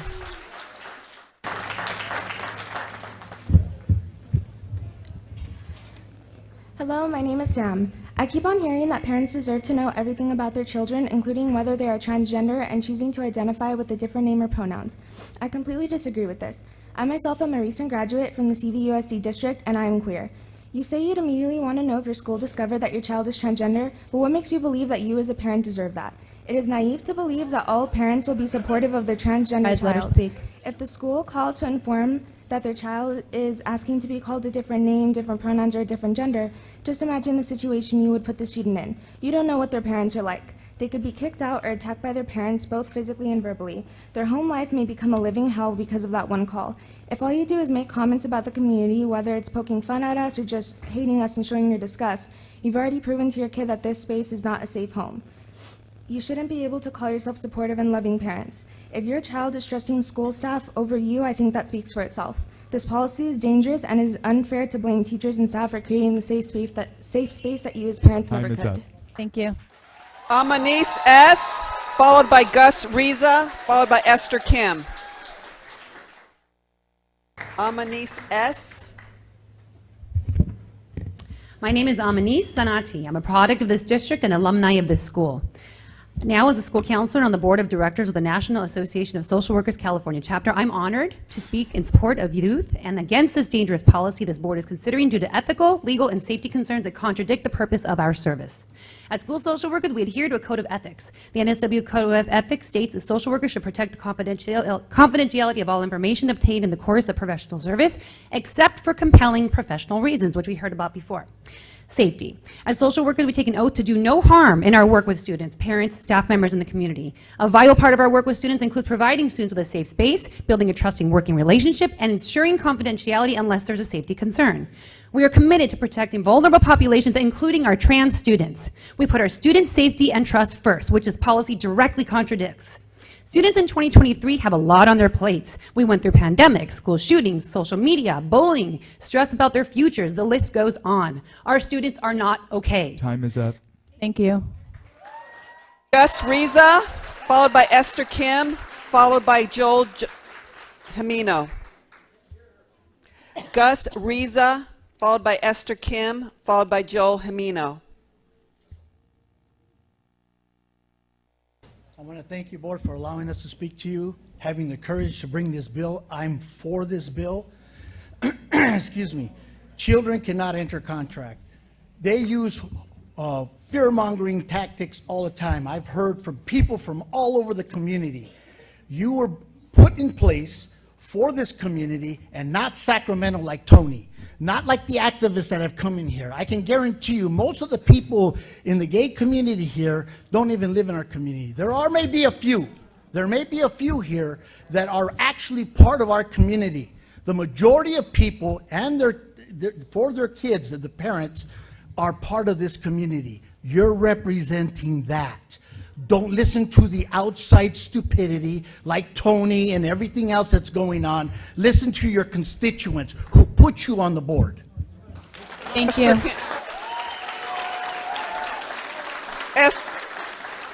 Esther Kim, followed by Joel Himino, followed by Karen Reyes. Hello, I'm Esther Kim, and I graduated from Chino Hills High. I want to ask a question. Why are you here? Member Asali, you claim the government is trying to own children, making parents feel as if their bond with their kids is threatened. Address the board. That makes no sense. Raising a kid requires incredible dedication and time. Nothing can match that bond. Schools can't influence children like parents do or force a kid to keep secrets. Parents do not fear. Using schools as watchdogs to report harmless news to parents opposes the same rhetoric you're fighting for. Family conversations about gender are not school business, so why are you here to make schools tattle on family affairs? A child-to-parent bond stems from love and trust, not surveillance. Schools and families share love and trust that students will return educated and safe. This is threatening both. Why did you call folks here if not to benefit families, perhaps for a bigger agenda against public education? Member Asali, please stay in your district and legislature. Parents, if you don't trust public schools, please go to private school or homeschool. Why are you here in our boardroom? Board, students don't want your policies. We just want our education back. Thank you. Time up. Thank you. Joel Himino, followed by Karen Reyes, followed by Marisol DePaulo.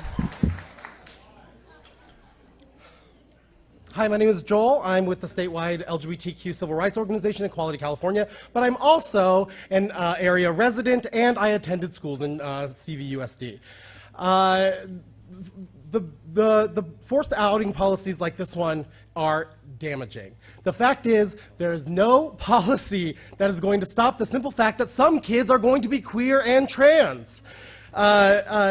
These policies rob families of the opportunity to build trust with one another and support LGBTQ youth coming out on their own terms in a way that best fits their family. In addition, these policies separate trans students from their support systems both at home and at school. They hinder teachers and school staff from being able to support trans youth and harm teacher-student relationships by requiring them to violate students' trust. The anti-trans attacks and rhetoric taking place in schools come from hate groups that are using parents' lack of familiarity with trans people by pitting parents and teachers against one another and spreading misinformation. Time is up. Thank you. Karen Reyes, followed by Marisol de Paula, followed by Greg Abdouche.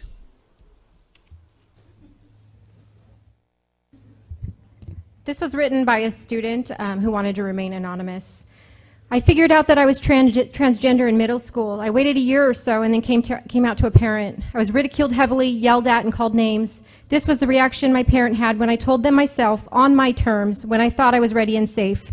Nothing could have prepared me for that reaction and those vile words. The worst part was, this happened in public. I know many adults who would have had the same or worse reaction if their child came to them with such an identity. I go to school to learn and be myself. I can be referred to as I am most comfortable, and I can have support system for any discrimination or harassment from students or staff. I've been harassed by students, called names, followed, and had things thrown at me. I've been discriminated against by staff, having them refuse to refer to me as my preferred name. When I continued to email them about it, they refused to refer to me at all.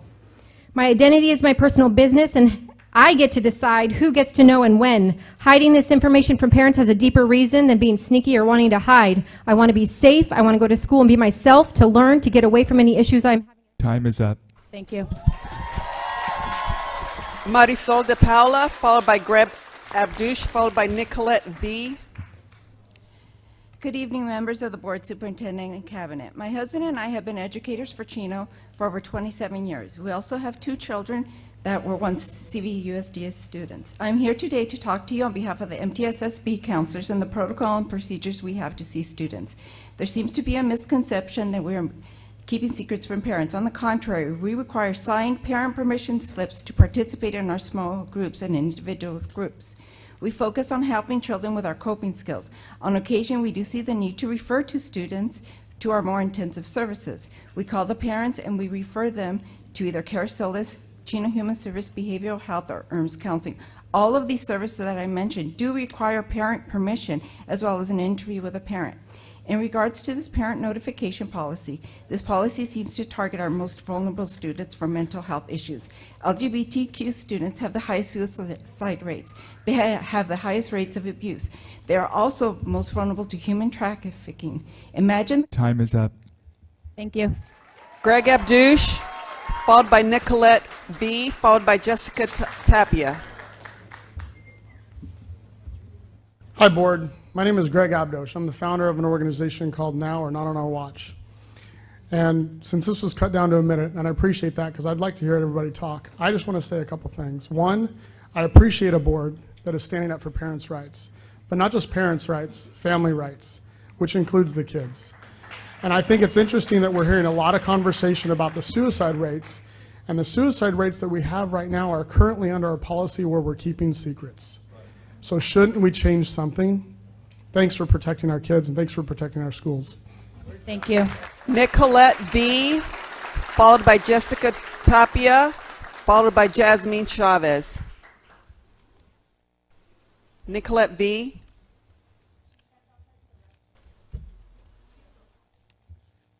She's right there. She's right here. Nicolette V is here. No? You don't have to. Jessica Tapia. My name is Jessica Tapia. I was a teacher myself at a nearby school district, and this past year they presented me with a directive to withhold information about a student's gender identity from his or her parents in order to keep my job. I clarified, "Are you asking me to lie to parents?" And they said yes, for student safety and privacy. I could not understand how I was hired and expected to uphold honesty as my district states on their website, but now all of a sudden I'm expected to lie. I couldn't understand when and how children began needing privacy from the very ones who God appointed to protect and care for them. I left that meeting in complete turmoil because I realized that day I could no longer be both a Christian and a public school teacher. Then I remembered what Pastor Jack Hibbs taught me that the Word of God says, which is how being a coward is a sin. So I chose to obey the Lord. I loved my students, but I was ripped from them. They fired me because they could not accommodate my religious beliefs when I spoke out and said, "I will not lie to parents or students or myself." I deeply urge you to vote in parental notification. Children belong to their parents, therefore parents... Your time is up. Jasmine Chavez. Guys. Next speaker, please. Jasmine Chavez, followed by Hansel Ozami, followed by Ben Richards. Jasmine Chavez. Hi, good evening. So I come here as a professional working in mental health. I'm a behavioral health and education consultant for the past 12 years. I've worked across Southern California, Hollywood elites to single family homes. The number one indicator for improved childhood outcomes is parental involvement. Parents have to be involved in their children's life in order to see better outcomes, better future from them. I've also interacted with dozens of professionals, medical professionals, teachers. I've been in a lot of classrooms. And let me tell you this, as a professional who has dedicated their life, who has helped, last year my caseload was 14, and out of those 14, they've all met 160 goals collectively. Nobody cares as much as parents care. I've seen it. That's it. Thank you. Thank you so much. Hansel Ozami.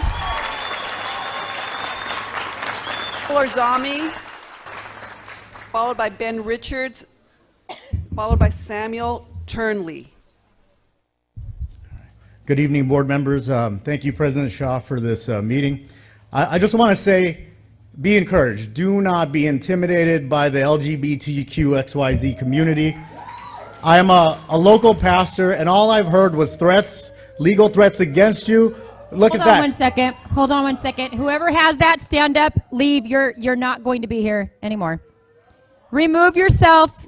We will not proceed until you're gone. Go. Have a nice day. Thank you.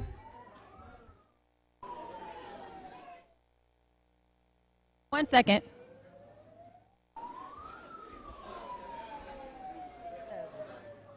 Blowhorn thing.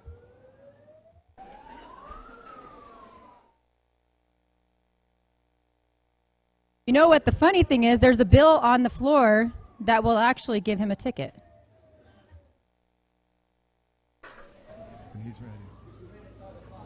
Yep. Go ahead. Be encouraged. I support this policy to notify parents because there is no good reason to keep secrets from parents. And the accusation of there's going to be abuse when parents are notified by children's sexuality is disgusting. You're calling all parents abusers, and that's not true. In fact, parents love their children. And I just want to say, as a pastor, God is love, and he loves all people, including the XYZ community. But this God of love that gave his blood to forgive our sins also said in Matthew 18, if anyone causes these little ones to stumble or sin, may a millstone be thrown around his neck. Thank you. Time is up. Ben Richards, followed by Samuel Turley, followed by Stephen P. These people want to rescue your kids from you.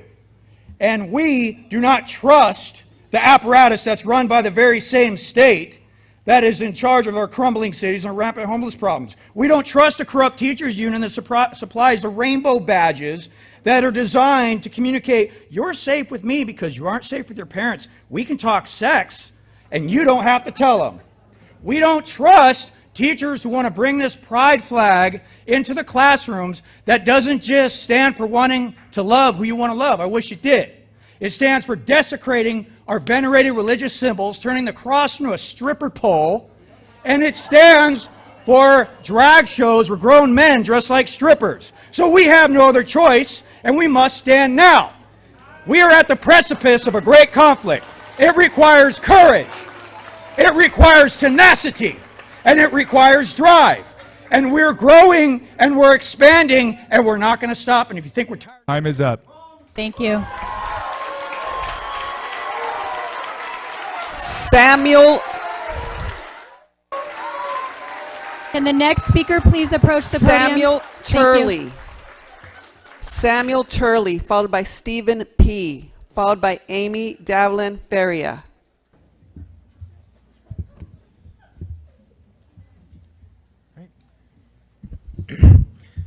Hello, Board. My name is Samuel Turley, and I am the Inland Empire Civic Engagement Associate for Equality California, which is the nation's largest statewide LGBTQ+ civil rights organization. We are incredibly opposed to Board Policy 5020.1. As a proud son of a former music teacher who taught for over 35 years, I've seen firsthand the importance of that trust between students and teachers. Many of my father's students would come to him with deeply personal issues that were affecting them at home. He was their trusted resource when they had no one else to turn to. As I grew up, around the time I was 12, I first realized that I was different. I was gay. I struggled, and throughout my middle school and high school, keeping my secret. I knew I was gay, but growing up in a small rural community that wasn't accepting, and seeing all the LGBTQ kids that were out getting bullied really kept me from feeling safe in coming out and being myself. I wasn't ready to tell my parents either, not because I didn't think they wouldn't be accepting. Time is up. Thank you.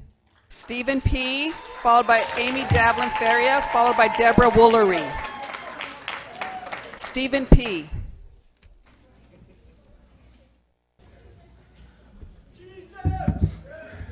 Thank you guys for having me here today. As a parent in this district, I am so thankful for this policy. I'm so thankful as a father of 3 young girls that if anything were to be secret from me, I wish that the teachers would let me know and I would bring them in and I would help them. I would walk with them. I would encourage them. We would walk through whatever they're going through together.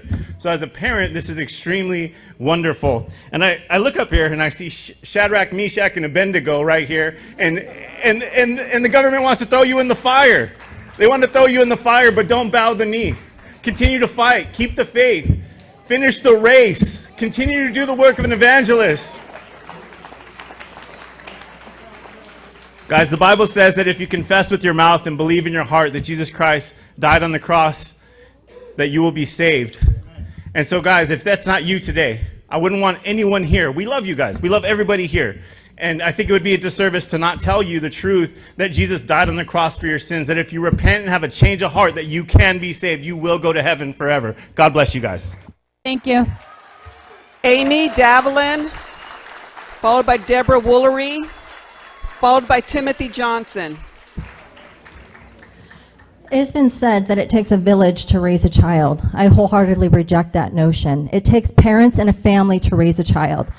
God specifically grants parents, not a village, with parenthood. And it is up to parents to decide how to raise that child and deal with any issues, including dysmorphia and other mental illnesses. Why is LGBTQ agenda being shoved down the throats of Americans, from corporate sponsorships to the government ideological curriculum? And why are we over-sexualizing our children? The bottom line is money and vast political power. The left is the party of pedophilia. You cannot prove otherwise. The red line that they have crossed is our kids. Tonight's vote affirms that God's children are not for sale.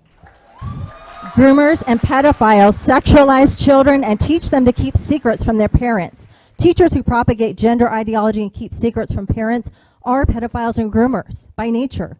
In the words of Pink Floyd, hey teachers, leave those kids alone. Time is up. Deborah Woolery, followed by Timothy Johnson, followed by Andy Lay. I have been with this, am I on? Okay, I have been with this district for 31 years. As educators, we are like the police and firefighters, held to a higher standard in our actions and our words and on social media. We know the best way to educate our students is by example. Are you not asking us to break the law by passing this policy and putting our students at risk?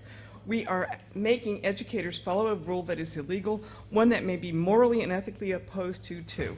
What example is that setting? When I'm in a hurry and I want to go faster than the speed limit, when I need to change directions, why can't I just make a U-turn? Why do I need to go through the TSA line at the airport? There are thousands of rules and laws that people don't like. But what would happen if everyone decided to only follow the laws that they liked and ignored the rest? Chaos and lawlessness. You want to pick and choose what laws and rules you will follow, and you expect the district students and employees to follow them all. In this country, if we do not like a law, we comply with it until we can change it. Otherwise, it is considered defiance. What lesson are your actions teaching our students? What that might... Time is up. Thank you. Timothy Johnson.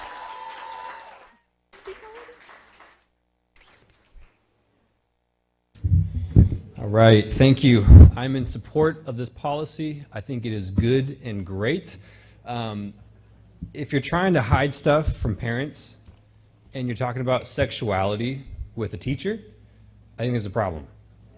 Why do you need to hide that? I'm going to leave you with one question. If Ronnie tells his teacher, Ronnie's could be Bill, could be anybody, that his dad will beat him because he has brought drugs to school or got 3 Fs on his report card, are we going to lie to the parents about that too? Parents need to be involved. All this bill says is, hey, we just want the parents to know what's going on. They're not saying can't be gay or can't be trans. We just want the parents involved. And I echo what Jasmine said, that is the key for success for these kids. Thank you. Thank you. Andy Lay, followed by Eric Dolan, followed by Jennifer Kennedy. Andy Lay, Eric Dolan. My name is Eric Dolan. I'm reading the statement for Lance Christensen, Vice President of the California Policy Center. For over a century, the United States Supreme Court has consistently ruled that parents, not schools, possess the fundamental right to raise their children and to direct activities and make decisions regarding their child's care and to control their education, health, and religion. As such, children do not, I repeat, do not have a right to privacy from their parents. Nowhere does current state law require teachers and administrators to openly lie to parents.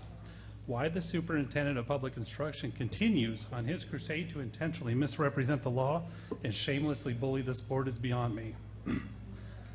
This board is to be commended for proactively endorsing policies that strengthen and validate legal and constitutional parental notification procedures. As such, I support this parental notification policy and stand ready to help the school board better communicate with parents. Thank you. Thank you Jennifer so much. Kennedy, followed by Nick Wilson, followed by Kelsey Robertson.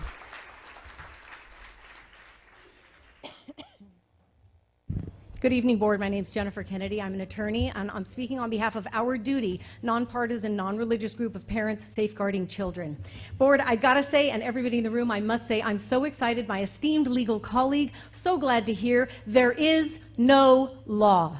You will hear opponents of this measure say there's a law requiring teachers to lie. You will hear there is a law requiring these parent secrecy policies. There is no law. No one can cite it. They continue to say AB 1266, and there's no citation to law. So every argument we're hearing about the board exposing itself to lawsuits, that is false, and you can put that to rest. Now, I will tell you where there is law, and that law is Ed Code 51101. That's the law that enumerates the things that schools should be telling parents about, and that is, as another one mentioned, absences, truancy, risk of retention, etc. We have to tell parents about that. This is no different. This policy seeks additional notification when there is a behavior. Time is up. Thank you. Nick Wilson, followed by Kelsey Robertson, followed by Andy Lai.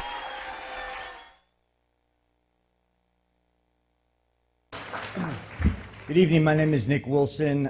If tonight's not an indicator that we all need a little more God in our life, I don't know what is. Because they are attacking you. They're attacking the parents. They're attacking Assemblyman Bill Asaley. And thank God he came. Our Assembly member's MIA. He's ignored his constituents. He wrote a letter. Tonight is morally repugnant to insinuate that they should keep the parents out of their children's life. It is so sad to me what I'm seeing here tonight with the behavior. Please follow through with what you have set out to do, because nothing is more important than protecting our children and keeping the parents involved in their lives. Number one. Number two, I keep hearing how these people are all white supremacists and all this, that, and the other. Well, having worked white supremacy organizations as a detective, these are people who love their children. Don't demonize people who care so much about their children. Time is up. Thank you. Elsie Robertson, followed by Andy Lai, followed by Alexis Charos. I am reading a comment for a student that was too scared to be here this evening. I am here in opposition of this agenda item. Students may feel more comfortable being open and honest about being transgendered at school and not at home for a multiple of reasons, but one of the most important ones is that sometimes it is simply not safe for a trans student to come out to their parent or guardian. If a student is outed to their family without their consent, this could possibly result in abuse, hate crimes, getting kicked out of homes, and extreme cases being murdered, as these are all things that are not unheard of and common in homophobic and transphobic households. If a student wants to be referred to in a certain way at school, this can help them feel valid and safe and lowers the risk of suicide. It is proven that suicide rates decrease if a transgender person's gender is affirmed, even if it is as simple as a name and pronoun change. As a transgender individual myself, I can speak from firsthand account that my mental health drastically improved when I was given the opportunity to be myself and have my correct name and pronouns used at school. Is that? Thank you. Andy Lai, followed by Alexis Charos, followed by Darlene Berg.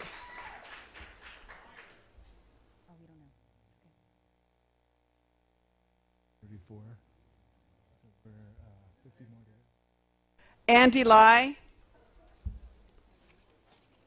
He just came up. Hello, good evening, board. Thank you for having me. I remember when I was in school not too long ago that my teacher taught all of us in the classroom that every child is special in the body they were born in. That is not the message that the LGBT agenda preaches. They teach the opposite. They teach kids that you're born in the wrong body and that there's something wrong with you. Therefore, if you're a boy, come on in, we'll make you a girl, and if you're a girl, we'll make you a boy, and that is so wrong. It's messing these kids up, and now we wonder why the suicide rate is as high as it is. It's because these kids are being confused and misled, and that's why it's the job of the educator and the parents to protect their children from these damaging ideologies. And the LGBT community, if they really cared about the kids, they would tell them they were special in the body they were born in, and therefore you're loved and you're special, and there's nothing that you need to change. We got to embrace you and just lift you up, and we don't need to teach this damaging ideology that's causing such a high suicide rate. Time is up. Alexis Charos, followed by Darlene Berg, followed by Brenton Daniels. It is heartbreaking to watch as you laugh while your supporters butcher, misname, and attack your opposition. Your face and body language says it all. We're dealing with real issues and real children's safety. There is no room for theatrics, especially from the head of the board that has been entrusted with the well-being of all children in this district. The reason why we have statewide elected officials is to make sure that laws are upheld. Like it or not, these laws are in place for the protection and freedom of all citizens, not just those who you deem worthy. We will not back down, we will not go away, and we will continue to stand up for all children. Darlene Berg, followed by Brenton Daniels, followed by Lauren Daniel. I'm blown away by these Christians name-bashing our community. I'm a lesbian parent with thriving kids in this district. I also volunteer in these schools, and I'll take anyone's support no matter where they are from, just as it seems the opposition does too. I have a letter from a student who is transgender. I'll email it to you so you can read the whole thing. But they write, firstly, during our last meeting, it was mentioned that the intention was not to out us, but rather to inform our parents about our gender identities. However, if you think about it, wouldn't we have already told our parents if we were ready? It's time that you realize that just because you might be willing to accept and listen to your child, it is not guaranteed that all parents will. Secondly, I want to address the continuous fear and pressure that you unknowingly put upon all of us trans youth. While you may believe that you are doing us a favor by outing us, the truth is we're constantly in a state of panic, fearing the consequences of being outed. Some of us may even feel the need to hide our identities, which essentially is a form of oppression. Brenton Daniels, followed by Lauren Daniel, followed by Jim Gallagher. I know, I have 2 at home. Just bought 2 new ones. I'm sorry, there was nobody talking, and there's a Brenton Daniels, followed by Lauren Daniel, You can followed go by when you're Jim ready. Gallagher. Good morning, board members. My name is Brenton Daniels, and I'm a former LGBTQ student of the Chino Valley Unified School District and now an active community member. I'm here in opposition of the Parental Notification Board Policy 5020.1. I came out to my parents my senior year of high school, but I had known that I was gay since the 5th grade. As a child, I was bullied for being gay, and this was hard to reckon with, as my own parents had expressed their disdain and hate of LGBTQ persons. I didn't have a support system at home or in school I could confide in, and was especially afraid if my parents found out. After finally deciding that I wanted to come out to my parents, I decided that I need to research homeless shelters for LGBTQ youth in the area and LGBTQ community resources. I came out knowing that I could be disowned from my family and rejected in many of my social groups. I'd like to make it abundantly clear that if I had come out as gender nonconforming or gay to a trusted family member and been outed before I was ready, it would have been detrimental to my emotional and mental and social life. I have been kicked out of my house before for being gay.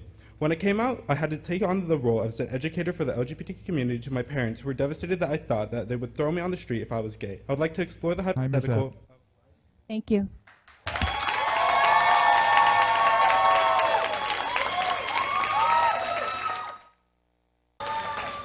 Followed by Jim Gallagher, followed by Kirsten. Hi, I had much more to say, but to the supporters of this proposition, if any of your kids were or are part of the targeted community, then I can guarantee you that they would fall into the category of students living in an unaccepting and hateful home with ignorant parents who choose to shove their religious beliefs down any reachable throat rather than love their child or any child for who they are. It is because of this that my mom makes it clear that her classroom can serve as their second home. So as opposed to being labeled as a groomer, my mom instead receives thank yous from students she taught decades ago or students from the past year. Reading the words of students thanking her for saving their life and knowing that she has been able to connect with at least one child is what motivates her to keep teaching. Therefore, when a handful of students come out to my mom the first week of this school year and ask her to call them by a different name or use different pronouns, just as it happens every year, she will gladly honor their wish, and I can assure you that no parent or colleague of hers will be informed. And one last comment, Sonia, I know your Proud Boys have liberal photography as a side hobby, so tell the Proud Boys in the building that I'm available for a meet and greet after this. Thank you.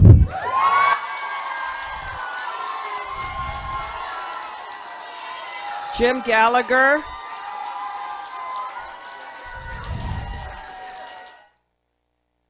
Mr. Gallagher, it's turn to speak. Can you please be quiet? Okay. So first of all, I want to say thank you to Superintendent Thurman for showing up tonight. Secondly, I just want to point out research from the National Center for Youth Law in 2015 indicated that almost 80% of adolescent Californians already discuss their health concerns with their parents and already come out and talk to their parents. I think that's a good thing. However, in one study, youth were asked if they would seek care for certain issues if parent notification was mandated. 45% of the teens that were surveyed said they would not seek their parents' permission if they were suffering from depression, and less than 20% for other situations such as LGBTQ. That's a serious thing. If teens are not guaranteed privacy, they are less likely to seek these counseling or medical services. That's important. 10 seconds. I'm going to say right now to the students of this school board, write a letter. This is going to pass. Write letters under the uniform. Thank you. Kirsten, followed by Chow Wen, followed by Scott Carter. Can you say the three names one more time, Kirsten, followed by Chow Wen, followed by Scott Carter. Can the other two, one second, can the other two speakers please prepare for when it's your time? Thank you. I'm reading this for a community member who's not here. As a member of the LGBT community, I can unequivocally tell you that it's imperative for young people to have a safe haven and decide when they want to come out or identify. I was born in San Francisco in the 80s, and my entire family grew up supporting and embracing the LGBTQ plus community. I had every reason to believe that my parents would support me if I came out. When I was accidentally outed at 17 by a family member, my mother was anything but supportive. They were screaming and yelling, derogatory comments hurled at me while telling me that I could not possibly be a lesbian.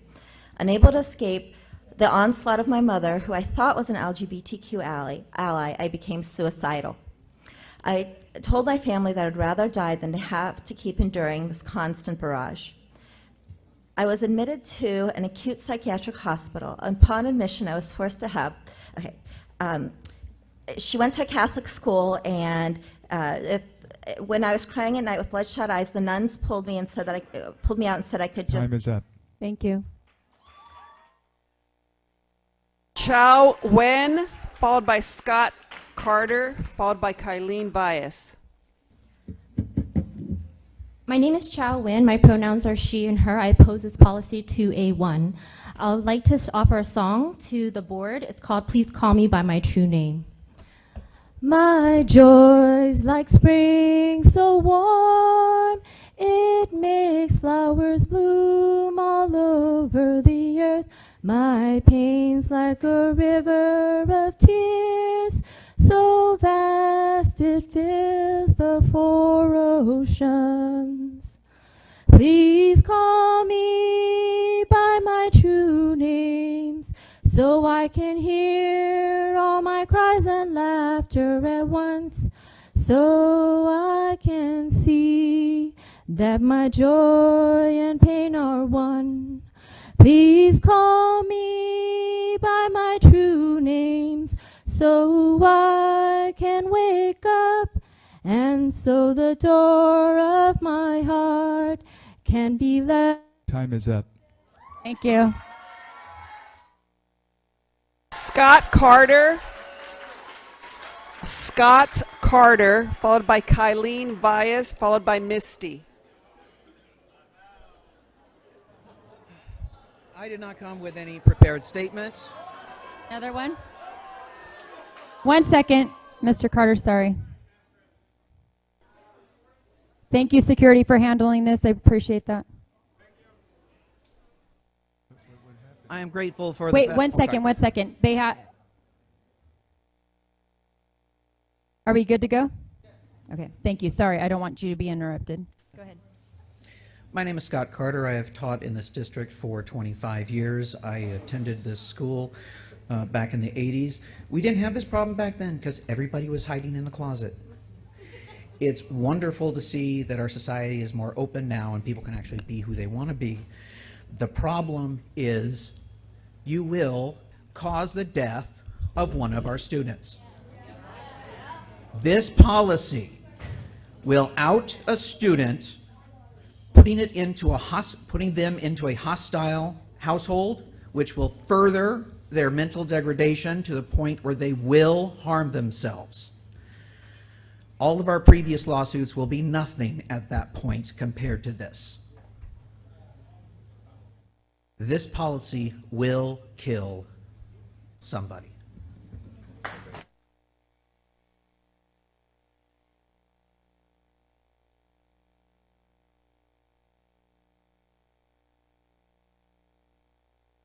Please remove yourself.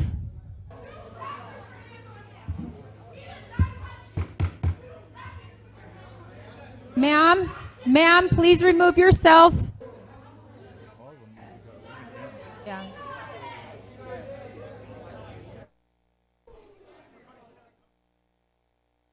Sorry.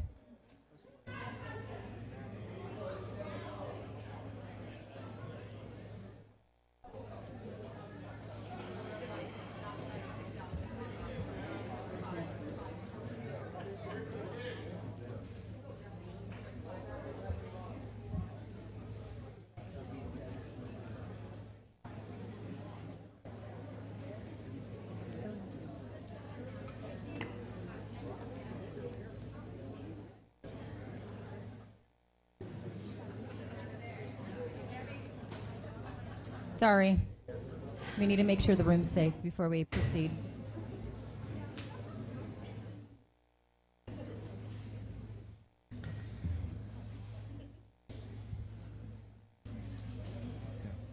Little over.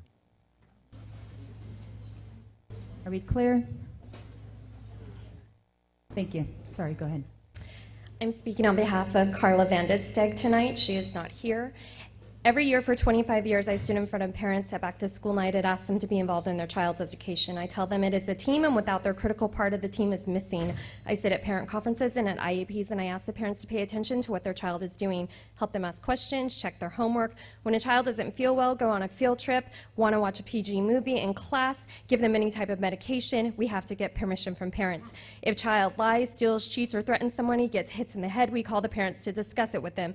The list goes on. I ask the parents to inform me if there's been any significant life event in their family so that I can understand what the child is going through that day at school. The key in all of this is parents. I am not the child's authority. I am the teacher. I am not in charge of the student. I do not buy their clothes, raise them, teach them, put their clothes on, brush their teeth, pay their bills, get their hair cut, go to soccer games. I am not their parent. I am their teacher. I do not make life decisions for the child that sit in my classroom because I am their educator, not their parent. The child is under the... Time is up. Thank you.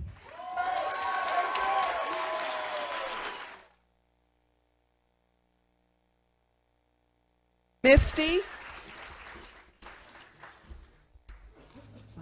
1 second, Misty. Pat, do we have the next two speakers ready to go? Misty, followed by Nicole Vicario, followed by Cecil John Howell. The ones that are going to be up next, please be prepared to come up to the podium once it's your turn. Thank you. It is essential to recognize that parents are the primary caregivers and educators of their children. Our kids are being told they can trust teachers and friends more than their parents and family. This leads to kids questioning our love because truth that is being twisted while at school.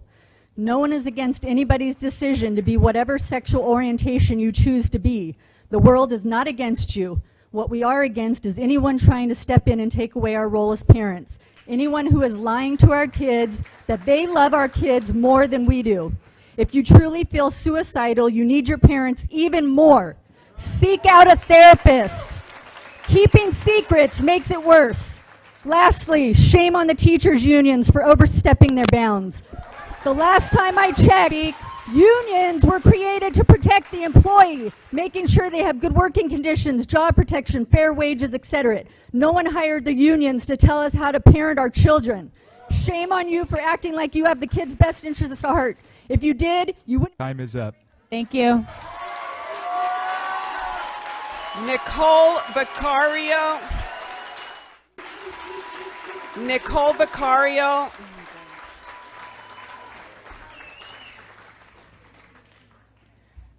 Good evening. My name is Nicole Vicario. As a lifelong resident of Chino, a parent, as well as a former employee of this district, I am in full support of this policy. We are no longer allowing the village to raise our children.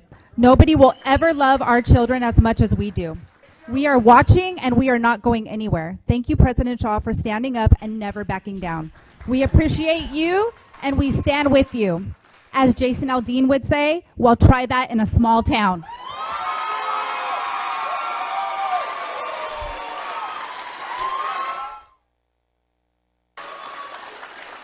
Cecil John Howell, followed by B. Capella, followed by Cloud Morgan. One more time, Pat. I'm sorry. Cecil John Howell, followed by B. Capella, followed by Cloud Morgan. Thank you. Good evening, Board.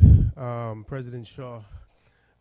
First of all, I would like to say that I've been hearing that this is some conspiracy, some right-wing Christian conspiracy. Then I will say that as a proud Muslim, that we all, every Muslim in here, in this community, supports President Shaw in this.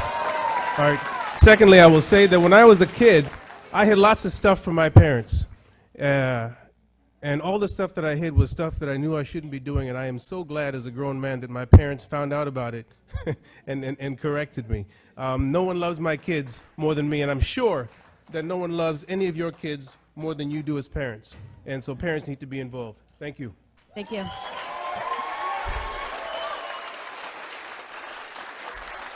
B. Capella. B.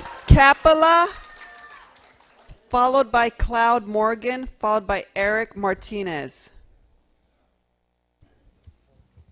My name is Brenda. I'm a teacher, I'm a parent, I'm a community member here. I'm also from a military family. I meet all the checks, I'm Christian. As a teacher, we want nothing more than supportive parents. That would make our life so much easier. For those of you wondering why your kids aren't talking to you, do you wonder why? You know, I took my child to lunch every week. I talked to him about his friends, his activities, how he was doing at school, what was going on. It wasn't every 6 months, it was every week, so he wasn't afraid to talk to me about what was important. As teachers, we are mandated to report when there's problems with the kids, when it's danger to their health, suicide. You know this because we sign contracts every year about this. Telling a parent, I don't want it. Thank you. Cloud Morgan, followed by Eric Martinez, followed by Christy Burchett. Good evening. My name is Cloud Morgan Clark, and I'm a 15-year-old queer student. If you haven't been convinced by the plethora of educators, counselors, and LGBT adults telling you this decision is a really bad idea, perhaps the statistics may help. 1.8 million LGBTQ youth aged 13 to 23 seriously consider suicide every year. 80% of gender nonconforming youth consider suicide, and almost 50% attempt suicide at some point in their life. LGBTQ youth are 8 times less likely to attempt suicide if an affirming adult, such as a teacher or counselor, is in their life. LGBTQ youth who experience parental rejection are 8 times more likely to attempt suicide and 6 times more likely to report major depressive symptoms. Shaw, Nah, and Cruz, and Monroe, you know this is an illegal and immoral policy, and we urge you to vote. Thank you. Eric Martinez, followed by Christy Burchett, followed by Karen. Lord God has you where he wants you. Ephesians 6:11 reads,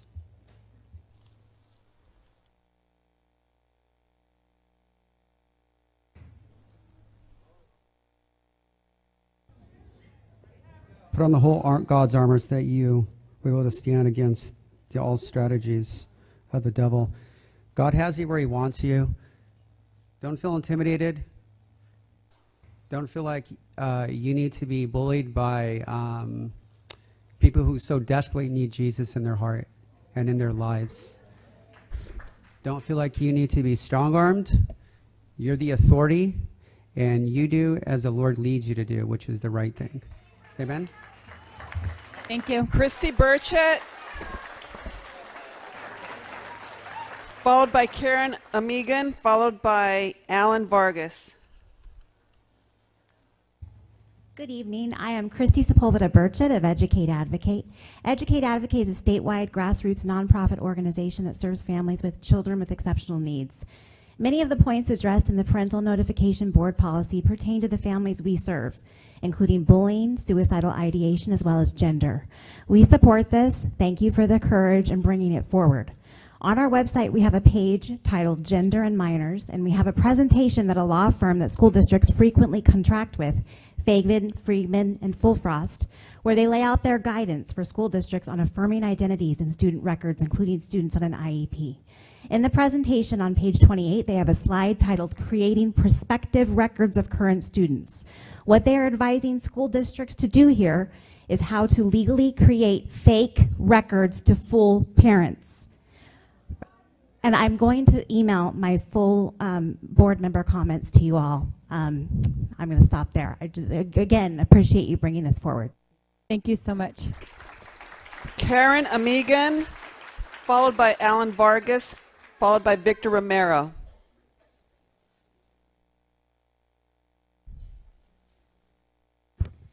Good evening, Board. My name is Karen Amagon, and I am the Executive Director for Stand Up California, and we represent hundreds of families statewide. We are seeing how parents are being eliminated from being involved in our children's lives and being in the dark of what is really happening with our children, not only with their gender, but with their mental health. Parents should be notified and need to know what is happening with their children. We want to be part of the solutions for our children, to protect our children, and who better to be part than the parents? We want to thank the board for putting this forward, and on behalf of the hundred of families that Stand Up California represents in this community, we ask you to vote yes. Thank you. Alan Vargas, followed by Victor Romero, followed by Julie McDaniels. That is a multiple time that you've done it. Please remove yourself right now. You're done. I've given you patience. These signs are blocking. I've looked you straight in the eyes. Remove yourself. We're not proceeding until you leave.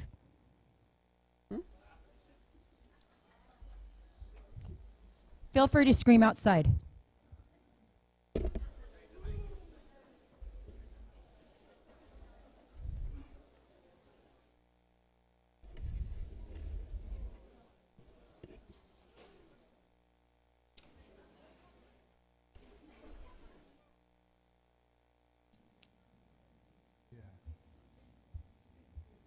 Next speaker, thank you. Alan Vargas, followed by Victor Romero, followed by Judy McDaniels. I come before you with anxiety running high and knees feeling like jelly, but I feel that there are some things that require to leave your comfort behind, and this whole debate is ludicrous, and the fact I feel I need to splash cold water on your faces to remind you about the real issues and telling you to wake up should be enough in itself. There are actual issues requiring attention, and ignoring the brain rot we've seen here today, pushed by a fringe part of society who have fallen to lies, I feel a need to tell you as a Catholic, bisexual, and someone who goes to church every day that God is love and God created the LGBTQ community and He made them that way. And I encourage you to look more and further into yourself and look and think about what you're doing. Because if the Catholic community has to come here and tell you this is wrong, then something is seriously wrong. And I encourage you to take action, vote no. Because this, enough is enough, and we will not allow religious hate to be used in such a way, because God is love, and that is... Time is up. Thank you. Victor Romero. Victor Romero, followed by Judy McDaniels, followed by Michael Sherman.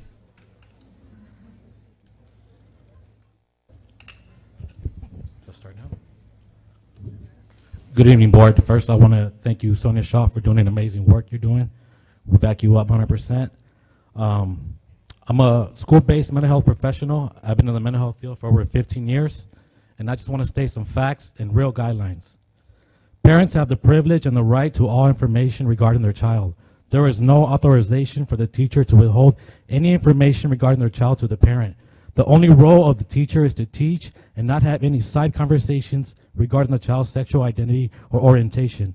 The teacher must have consent from the parent regarding any sexual or gender information. Also, there has to be an advance directive from the parent to give and or receive any information to the teacher regarding the child. The teacher is responsible to inform the parent of any concerning behavior and cannot withhold any information unless there is a legal document regarding a confidentiality agreement. I want to close with this.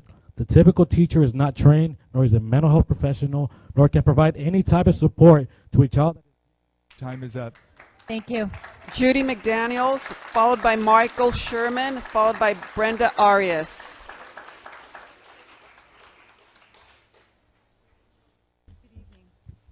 Good evening. I have some well-crafted notes. Obviously, they're out the window, but I do want to say that since the last board meeting, I've read a lot about this this topic that we're talking about tonight, and the glaring, consistent thing that I see is we're talking about minors. We're talking about not emancipated minors. We are talking about minors that are in the custodial care and support of their families. But I want to leave all my notes behind and just say I've heard a lot of emotional fear-mongering from a lot of the students here. I want to say that I was once one of those students. I was not gay, I was not a lesbian, I was not any of these things, but I too had a secret that I held from my parents until the day that I couldn't. And when I needed help, my parents, they went ballistic. But as time went on, when I really needed the support, they were there for me. They met me where I was at because they're parents. We need to support parents. We need something like this. We need a preemptive policy that sets in motion. Time is up. Thank you. Michael Sherman, followed by Brenda Arias, followed by Brian Donner.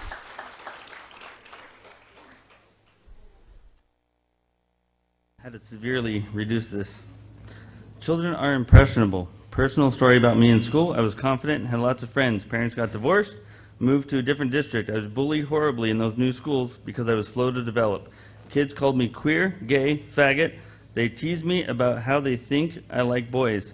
So much so that I seriously questioned my sexuality at the time. Maybe they knew better. Never told my parents, was too embarrassed. Didn't last long though. Where would I be if I took all these suggestions to heart? My school counselors, where would I be if my school counselors encouraged me to explore that possibility? Where would I be if they told me it was okay or normal and wonderful to be in the LGBT community? Would I be happily married for 17 years with the 2 kids I'm fighting for? No, probably not. Who knows? I don't know. This is not their job. That is the parents' job. I don't hate the LGBT community. All people are God's children like myself. What I hate is people that are slowly trying to separate children from their parents based on a very small minority's views. Time is up. Thank you. Brenda Arias, followed by Brian Donner, followed by Heather Peary. Brenda Arias. Brian Donner.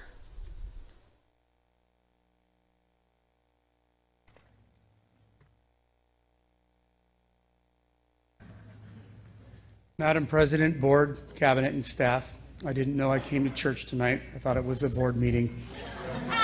Waiting to enter this meeting, I saw a t-shirt worn by many in support of this policy that says, "Leave our kids alone." It's hypocritical, misleading, and more than a little bit ironic, considering the policy you're poised to adopt requires teachers to absolutely not leave your kids alone.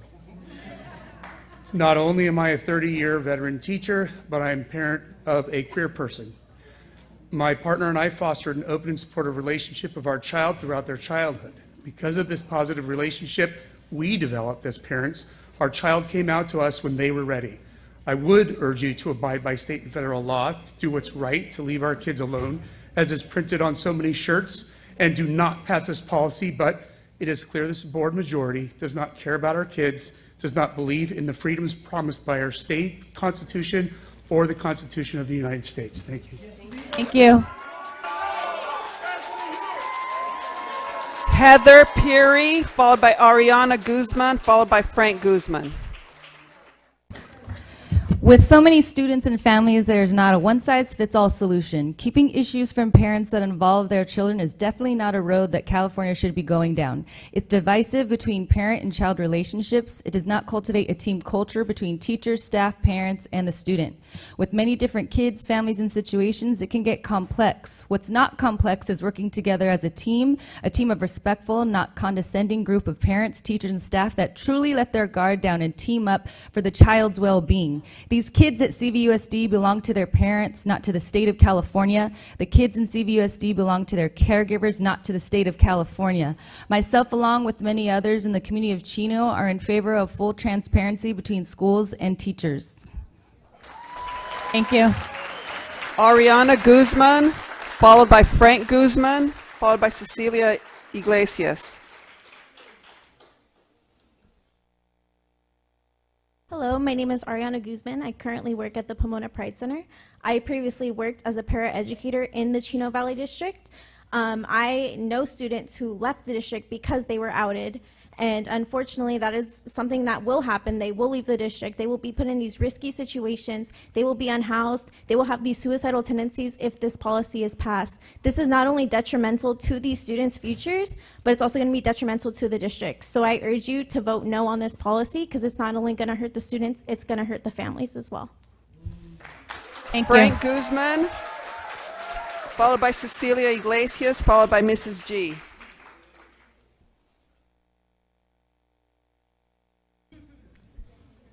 Frank Guzman, followed by Cecilia Iglesias. followed by Mrs. G. Good evening, Board. Totally disheartened that this circus has been created by the leaders who are supposed to be running school board meetings. Rather than tackle the education, we're tackling items that shouldn't even be here. I'm just disheartened that we can't even respect leaders who come and speak. We pretty much told Mr. Thurman to leave without saying it. Like, that kind of behavior, absolutely uncalled for. Like, I'm just disheartened. Like, you are supposed to be the leaders protecting our children. And I know you're believing that you're actually doing that, but the reality is you've divided this community. And how are we supposed to bring people together if you're running a circus? I think you're in the wrong job. You should be running the circus, not a school board meeting. I'm just disheartened. Shame on you. Thank you. Cecilia Iglesias, followed by Mrs. G, followed by Jesse S. Buenas noches, miembros de la mesa directiva, superintendente y miembros del público. Mi nombre es Cecilia Iglesias, fundadora de la Unión de Padres y Parent Union. Soy latina, nacida en El Salvador. Gracias por la oportunidad de hablar por miles de padres que están siendo marginalizados en la educación pública en California. Como latinos, nosotros somos personas de valores y de fe. Gracias por presentar esta póliza. Esta póliza asegura nuestros derechos como padres y protege a nuestras familias. También esta póliza nos toma a nosotros como padres en cuenta y asegura que tengamos mejor comunicación con nuestros hijos, maestros y personal de nuestras escuelas. Gracias por no tener secretos de los padres con nuestros hijos. Yo sé que hay muchos aquí en esta reunión que profesan representar a nosotros los padres latinos, pero lamentablemente el sistema escolar no nos toma en cuenta. La Unión de Padres... Thank you. Muchas gracias.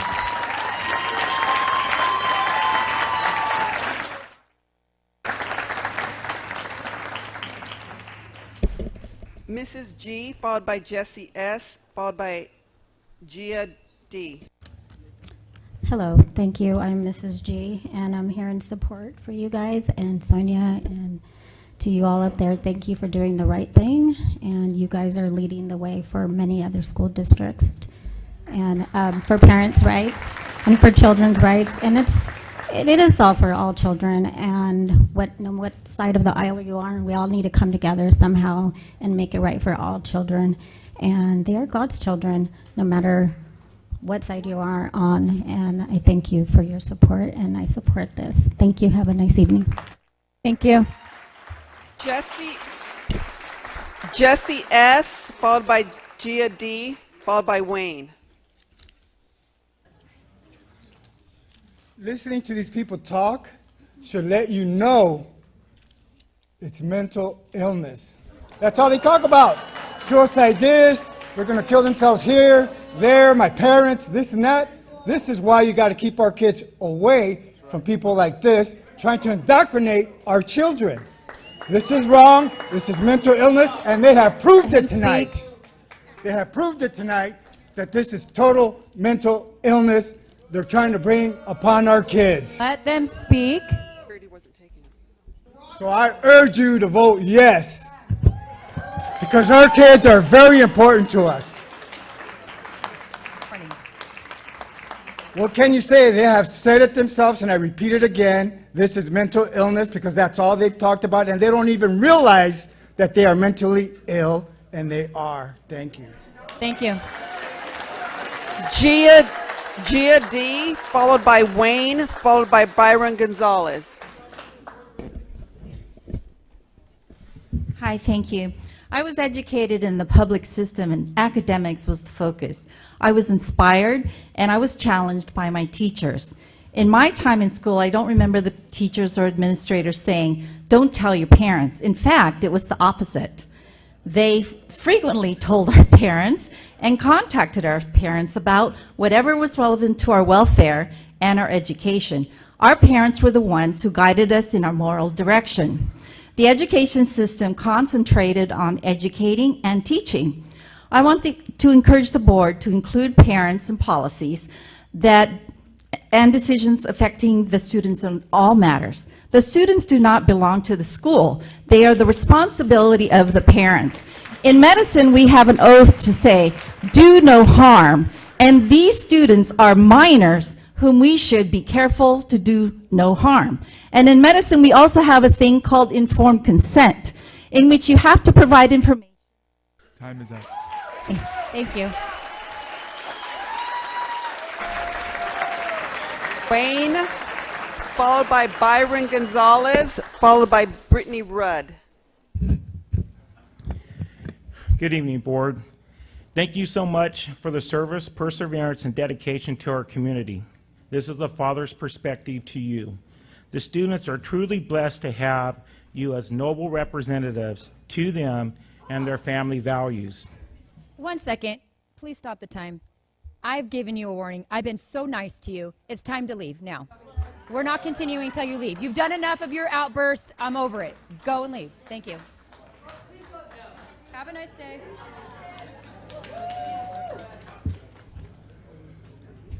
Are you ready? One second. Let him walk out, and then you can go.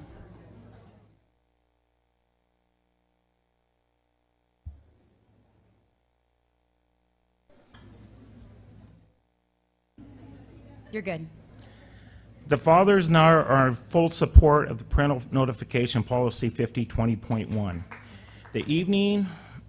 This evening, we should be talking about new ways of innovative education, college, or vocational skills that can be part of the new advancement of the Industrial Revolution.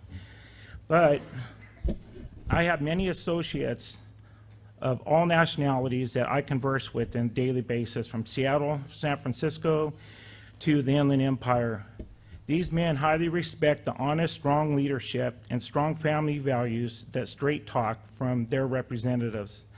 Fathers are fed up for the fight against those who are dishonest, cunning, and those who have little or no integrity. Parents. Time is up. Thank you. Byron Gonzalez, followed by Brittany Rudd, followed by Joe McTarsney.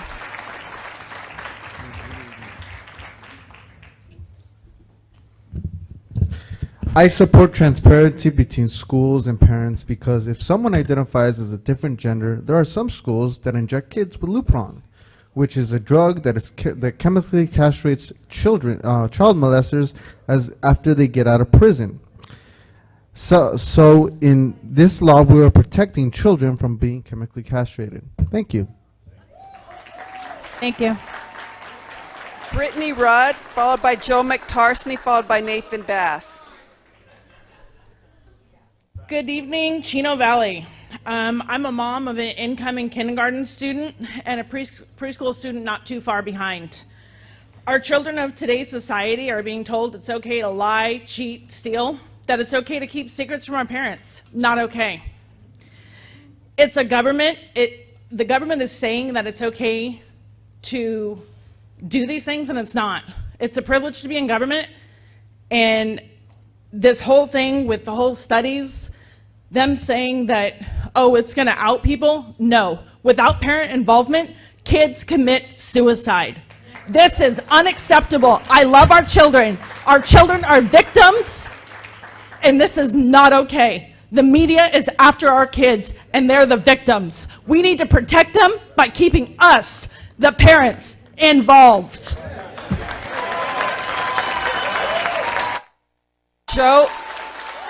Joe McTarsney, followed by Nathan Bass, followed by Loretta Creelman. Good evening, Board and President Shaw. I want to thank you, our board, and those board members who are standing with us parents as the final authority people in our children's lives as it relates to decisions that they make concerning their identity and their bodies. May you be deeply encouraged, as there are many parents who are not only in this district but across this nation that are supporting you. Please do not be intimidated by any person, whether they're from Sacramento or they're even here in this district. Continue to be led by truth, because the truth sets people free, and provide courage and strength for you, and know that you are in our prayers. Continue on. Nathan Bass, followed by Loretta Creelman, followed by Lisa Anderson.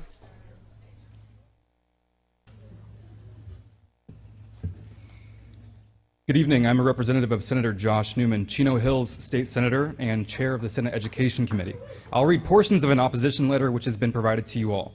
Dear board members, I am writing to express my opposition to this board policy. The policy you are considering would discourage students from willingly expressing their identity while at school, often the only place where some young people can feel safe in their authentic expression of their evolving selves. Multiple academic studies have shown that queer students in restrictive school environments develop severe depression, suicidal ideation, and suicidal behavior at higher rates than those in supportive environments. There are also significant legal concerns that the implementation of the proposed policy would infringe on a student's right to privacy as guaranteed by the California Constitution and existing state law. If the proposed policy is passed, legal challenges are likely to block the implementation of this policy. California classrooms are meant to be safe spaces for children to study, learn, and grow. In that context, it's hard to see how the proposed policy advances any of those objectives. Thank you. Loretta Creelman, followed by Lisa Anderson, followed by Lisa Disbrow.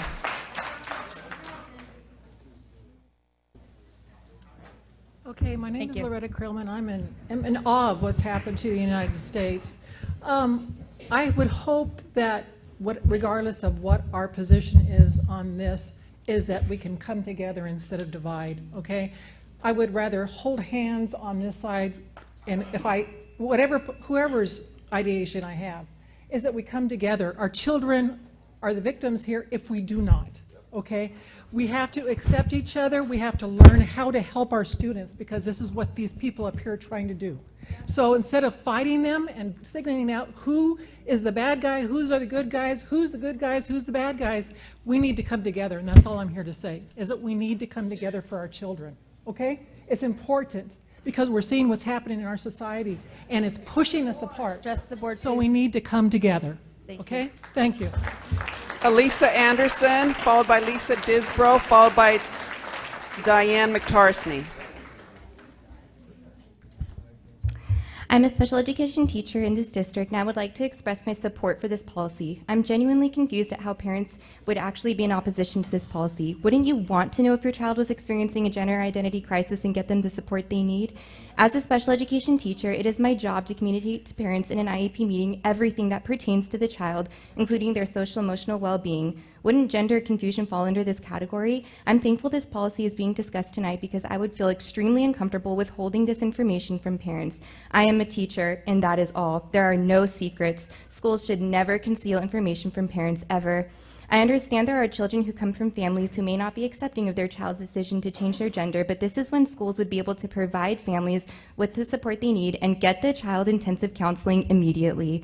For those who might think that what I'm saying is hateful, you are sorely mistaken. I speak from a place of genuine concern for the times we're living in, when the war has been waged on children and creating total disruption of the family unit. There is an evident attack on our families, and it's time to arm. Time is up. Thank you. Lisa Disbrow, followed by Diane McTarsney, followed by David Slight. Lisa Disbrow,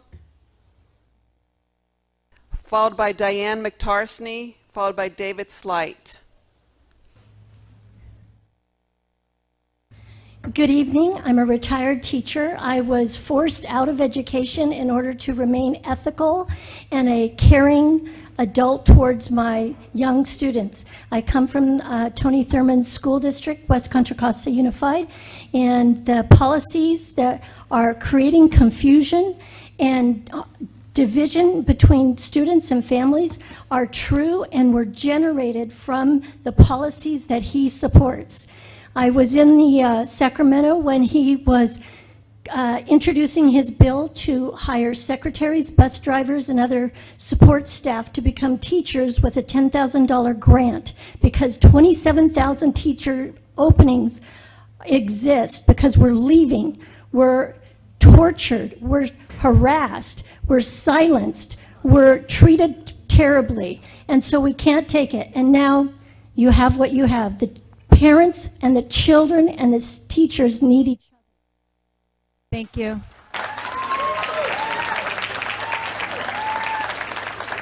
Diane McTarsney, followed by David Slight, followed by Angel Ariano. Good evening. I am a proud graduate of Chino High School. I went through the Chino Valley Unified School District K through 12. I was well prepared for my university and post-high school education, and for that, I thank you. When a teacher has a concern about a student, what do? They go to the parents. If a child is squinting at a chalkboard, they're having trouble reading, they're being bullied or are bullying, they're having behavioral issues, they're unusually withdrawn or quiet, or maybe they're continuing to fall asleep in class, what do? They go to the parent. If a child is squinting at the chalkboard, a teacher will call a parent. And what does the parent do then? The parent then takes the child to the eye doctor and gets them glasses to help that student so that student can thrive. My question is, why is the case of transgenderism or gender dysphoria any different? Why is that being withheld from parents? A justification is they are afraid, they don't feel safe. Time is up. Thank you. David Slight, followed by Angel Ariano, followed by Layla. Hello, and thank you very much. I don't know what your stance is on this vote, but if you're a yes vote, thank you very much and God bless you. If you're a no vote, I have 4 words for you. You were not there. You weren't there when these school children were born. You weren't there when they took their first step. You weren't there when they said their first word, read their first book. Why? Because they're not your children. And you will not be there when these same kids reach 18, 19, and 20 and realize their bodies were mutilated in the name of whatever that trans thing is. And they will want to commit suicide, and that blood will be on your hands because you were not there. Thank you very much. And Layla, Angel Ariano, followed by Layla.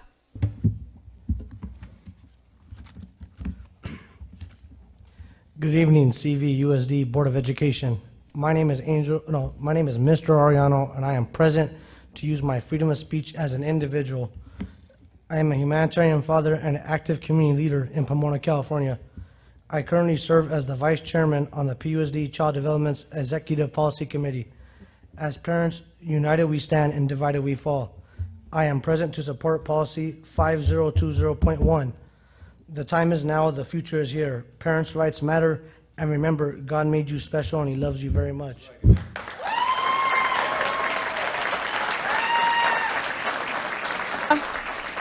Followed by Nar, followed by Patty Cabada. 9:30. What was the second name, Pat? Layla. The first one, and then the second one? Sorry. Nard Tadavastian. Okay, she was just clarifying. Oh, sorry. Do you want me? No, she's next. worries. You're Layla's next. next. Okay, you're next, but we just wanted to clarify. My name is Layla, a current student in CVUSD.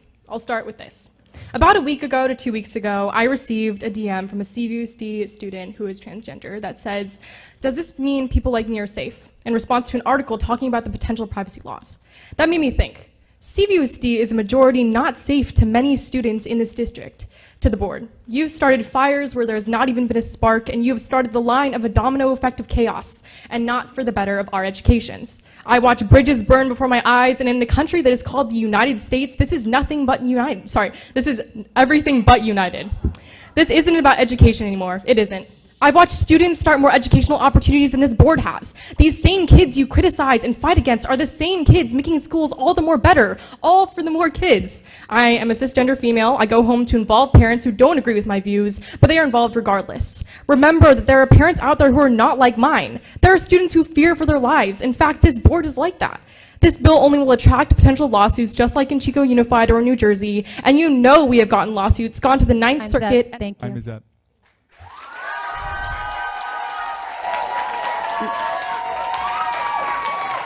Nar Tadavstian, followed by Patty Kabbalah, followed by Philip Costas.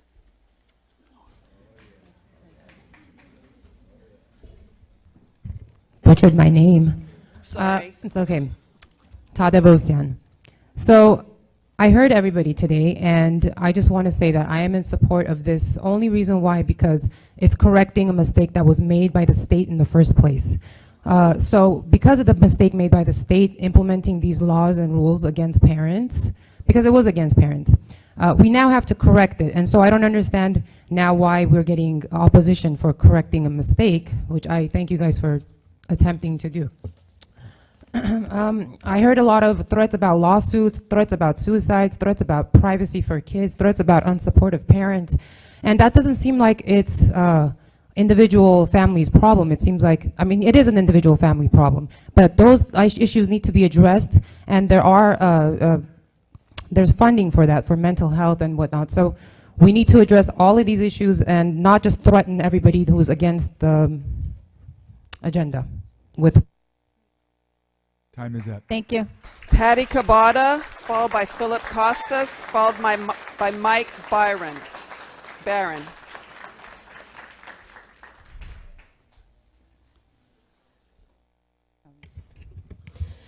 Hola, me llamo Patricia Cabada. Y yo estoy aquí porque ustedes tienen muchos padres que son que no tienen papeles, son indocumentados. Ustedes saben que hay muchos padres que quieren venir a estas juntas, pero tienen miedo para usar sus voces. Hay muchos padres que quieren saber lo que está pasando en las escuelas porque es injusto que los padres no sepan. Porque lo que están enseñando en las escuelas son puras puerquerías. Es puerquerías y es contra la fe de mucha gente. Y lo que se debe de hacer es respetar. Y lo que ustedes están haciendo ahorita es respetando todas las diferentes comunidades que están aquí, alrededor de ustedes. Hay diferentes religiones, hay diferentes culturas, pero mucha gente que dice que no debe de haber este tipo de comunicación no saben cómo son las diferentes culturas que viven aquí. ¿Qué va a pasar con los inmigrantes que vienen aquí? Gracias. Philip Costas, followed by Mike Barron, followed by Delia Bahera. Distinguished Board, President Shaw. I'm Phil. I've been a special educator for 25 years and counting. I have 2 high schoolers in our local high schools, and I've always counted parents to be fully involved in the educational process. I urge you to vote yes. Also, I just have to say, President Shaw, I guess it took a woman to do a man's job because there are great women of the Bible. There's Esther, there's Ruth, there's so many, but Shaw, what I saw was a God thing. I saw you slay Goliath. Thurman, your time is up. Sacramento, your time is up. Wokeism, your time is up. Satan, your time is up. Thank you so much for what you did. Stand up for what is right. God bless America.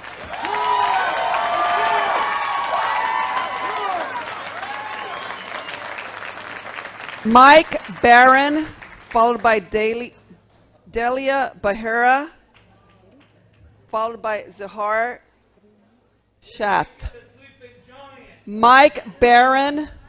I can't see you. If you want to stand up and say that again, please. Mike Barron. Do not have outbursts, guys. Delia please. Bahera. If Delia you guys Bahera. lower your signs, I could probably see who's yelling, just a FYI. Zuhair Shath.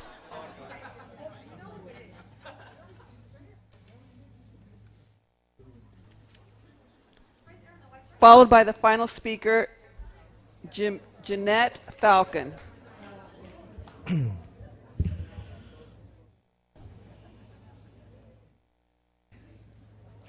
رب اشرح لي صدري ويسر لي أمري واحلل عقدة من لساني يفقهوا قولي. السلام عليكم. I greet everybody here today with the greetings of Islam. May God's peace and blessings be upon everybody here. I thought it was hot outside when I got here, but it was much more heated inside when I walked through those doors. I was not ready for that. As a father of 2 young men, two young boys, the statistics quoted tonight are very true and very scary. And they scare the hell out of me. What would a parent's mental health state be if their children committed and completed suicide while they had no clue what they were dealing with? I'm not saying this to score brownie points on either side. I'm saying this to represent parents.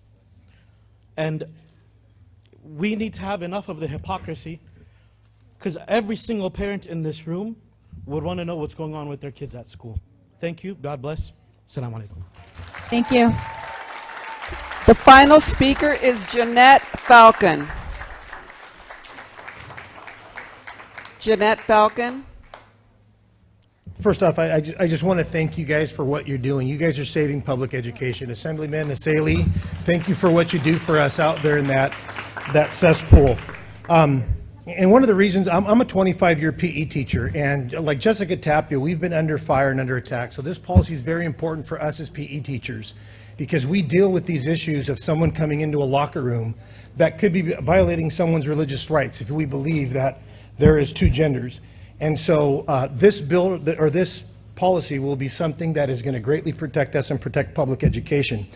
When I think about Sacramento and AB 223, 665, 659, and 1078, what Tony Thurmond and Gavin Newsom are trying to do is they're trying to ruin public education, because there is no common sense reason why these bills should be passed. And it's things like these local policies that are extremely important in order for us to do our jobs to the best of our ability and to protect the children and the parents of the community who we took an oath to serve.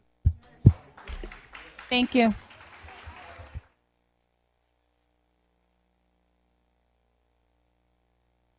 Candy Olson.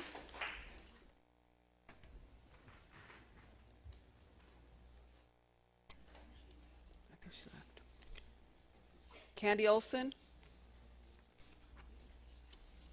Andy Olson, are you here? Raise your hand. Okay. It looks like they must have left. Okay, we'll move on to comments, discussion from the board. If you can use your light system, I'll call upon when we see it. Can they put the signs down so we can see you when you talk? If they are distracting somebody, you do have to lower them. That is the rule. They have the right to see just as much as you. Okay. Did you press the button? No comments, no questions? Mr. Cruz? Okay, go ahead. You know, Sonia, we've been waiting for a person like you. And, it's the best time for this to occur. So thank you, Sonia. And, the thing is that there's always been man, woman, and then you have this transgender, and it's not going to stop there. It's going to keep on rolling, because it is really a dismantling of our humanity. And it is an illusion. It is mental illness. And what is so sad, what is so sad is that we are one more, you're out. We are saving children. And it's one more, you're out too. We are saving children because we're losing a lot of them. And it is a death culture from the left. Things have changed dramatically in this country. Mr. Cruz, hold on. I've asked you. Come on. Now it's time to leave. You've done it 3 times. Please leave. And we will not continue until you leave. Please leave. You had your turn to speak. It's his turn now. And what? Please leave. Thank you. Please leave. And Have a nice night. Thank you. Have a nice night. Have a nice night. At the end of the day. Mr. Cruz, wait. Okay. Mr. Cruz, please wait.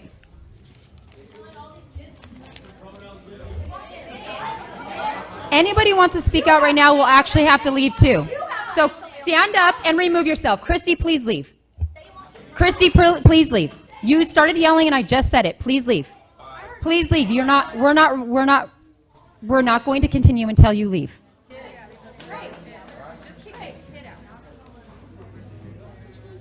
Shame on all of you. Hold on, Mr. Cruz.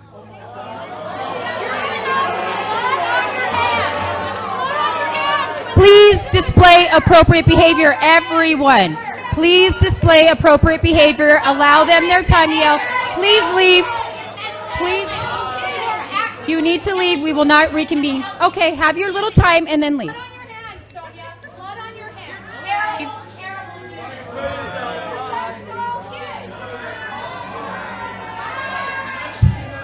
Guys, please do not banter, chanter, nothing. Let them leave, please. You guys are all yelling out, and I'm about to remove the room. Everybody stop right now. You guys continue, you're out. I don't hear anything from over here. Please, you three, leave. Leave. Leave. I've asked all of you, and I've been very polite about it. Leave.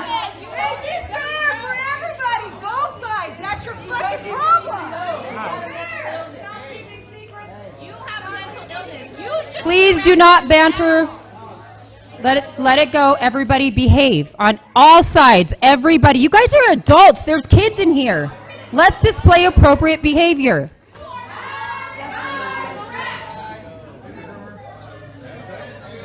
I'm talking to the people yelling. I don't want them to yell. I wasn't talking to them in the room. I'm talking to everybody else because everybody starts.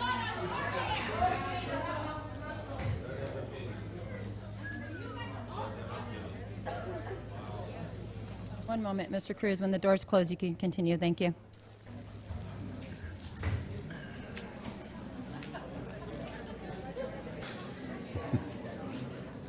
Okay, let's go. And I'll let you know something. Thurman, he's not going to do anything. You know, if he ever wanted to, like, maybe, set a law, I guarantee you Newman's not going to pass it. He's going to veto it because, he has places to go, presidency. So parental rights are going to be here for a long time. But let me tell you, as women are being erased, parental rights will start being erased. Because that is the agenda. It is the destruction of families.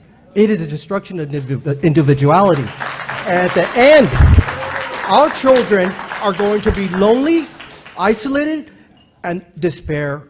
And a lot of them are not going to be having children because this is one way to reduce the population realistically. And let me tell you, my father, he was a beekeeper. And for 7 years, and he created a beehive out of glass, really close to the patio. I would watch these bees, and if you ever read Brave New World, a beehive has the same motto as Brave New World, and that is, it's community, identity, and stability. So let me read some things in Brave New World, just some things that, in the world state, humans serve a function and a purpose. For example, lower members. The human fetus are deprived of oxygen. They're treated with alcohol to make them knowledge deficit and smaller. Humans no longer produce. They have artificial uterus. There's no family, no monogamy, relationships, no parental rights don't even exist. Individuality is limited. There is a patriarchal system. It's there. Because, in our society, we view that as something very negative, but in that system, it does have one. And how was life before the world state? There were strong emotions inspired by family, relationships, and existence of parents, dad, mom, family, sexual repression, delayed satisfaction, cultural values, God-centered, individual, that was embraced. And sexual play was considered abnormal and immoral. But as you read further, it shows that they condition babies to hate books and hate flowers. And the director tells a story of a child blushing because the child hears the word parent, like mother and father, and it's pornographic. So you only use those words in clinical studies. And there's a scene in students in a garden, hundreds of children are playing. They're playing naked, erotic play, because they embrace promiscuity, sexuality. Sexuality is the same as, you've heard the thing about, our children have rights in education. Well, our children have rights in sexuality. It's that transition that we have to be very observant what these people are doing. And there was a boy, the boy was crying because he didn't want to participate in this erotic play. So guess what they do? They send the kid to a psychologist. So, they tell you what they're planning. It's not going to end with transgenderism. Something's going to happen further and further. You've got to put a stop to it. And honestly, I think it's too late for America. I think we're going to break up because we don't want to have this disillusion of non-truth, totally the destruction of humanity. And so I'm very proud of you, that all of you here, because Sonia, you wouldn't be able to make it without everybody here. This would never have happened. But what you're doing now, you're showing other school districts. You're like the beachhead. You know, the beachhead, like someone had to ram in to let the other folks come in because there were a bunch of chicken crabs. And then plus, we needed somebody that was like a full package. You know, I'm not. I have a hard time speaking. Even a lot of these people say I'm incoherent. Sometimes I'm all over the place. And it is true. Yeah, Mr. No? Well.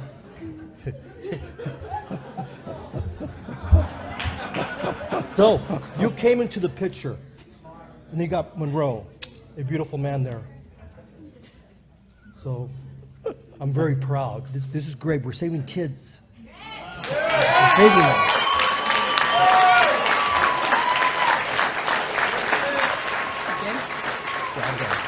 Thank you, Mr. Cruz. Mr. Na, did you put your light on? Yes. I think the lights are not Okay. working for the ends. Okay. Before you begin, we are now past 9:30. I didn't want to interrupt Mr. Cruz. Do we have consensus to continue the board meeting? Yes? Yes. Yes? Okay, we're good. Go ahead. Sorry. Okay, this is the first time I'm reading a script in board meeting. And I'd like to say today was a real warm day, and all of you guys had shown up for this exciting board meeting. I don't know if it was exciting, but I know many of you guys had fun because you guys are very cheerful and loud sometimes. So it's great. Thank you for all joining us and coming. Thank you. But let me tell you something about that. I had to write really something down that was important for tonight when I'm looking at what is happening with our schools and particularly what's happening with the state of California and what's going on with our community. Let me tell you, it's not about us or the people sitting next to you. It's not about that. I feel it's deeper. And let me tell you, in 1848, in his Communist Manifesto, Karl Marx called for the abolition of the family to his followers. He said communism would ensure that children would be educated by the state and not by their parents. He had clearly said that. And I understand many of us or many of you have not read this or know about this, but this is a factual document. The making of the quote and unquote new man was the priority, and the parents become state's enemy. So if you want to verify that fact, read newspapers for the last few years, what is happening. In 1963, civil rights leader Martin Luther King Jr. declared that in America, the group consisting of a mother, father, and child is the main education agency of mankind.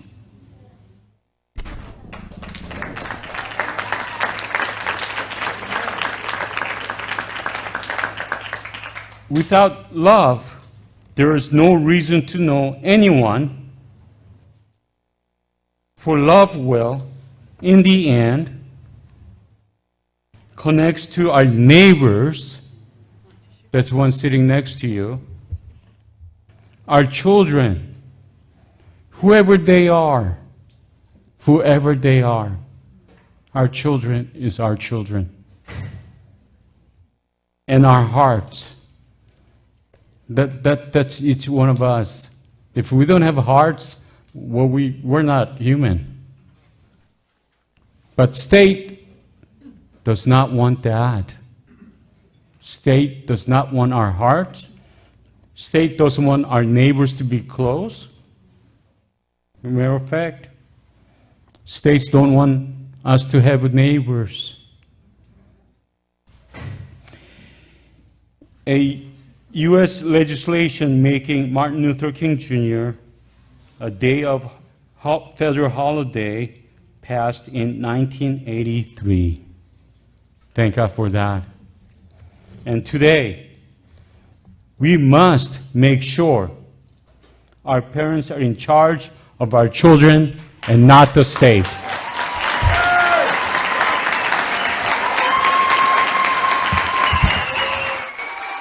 Thank you, Mr. Na. Okay, Mr. Bridge.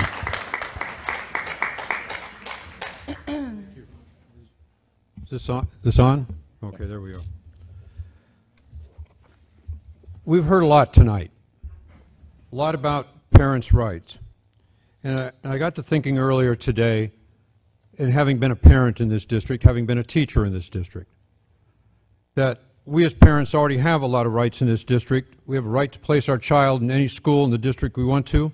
We have the right to make an appointment to visit the school, visit the classroom, visit the teacher, communicate with the teacher, appointment to see the counselor and the administration, back to school night, open house. And I will tell you, as a high school teacher, back to school night, I'd be lucky if I had half the parents there, when I wished I had everybody, and open house was even worse. I don't know what it is about parents when their child gets to high school, but it's like, okay, I've done all this stuff, K through 8, maybe K through 9, but you're now almost on your own is what it feels like with the number of parents that showed up when I was in the classroom. So it brings me to a question generically, and please understand this is not directed at any specific individual household, but as we kind of heard tonight, what is going on at home if the child has not already shared this information with their parent? If this policy passes, we will have effectively shut the door on students confiding to a staff member or a teacher.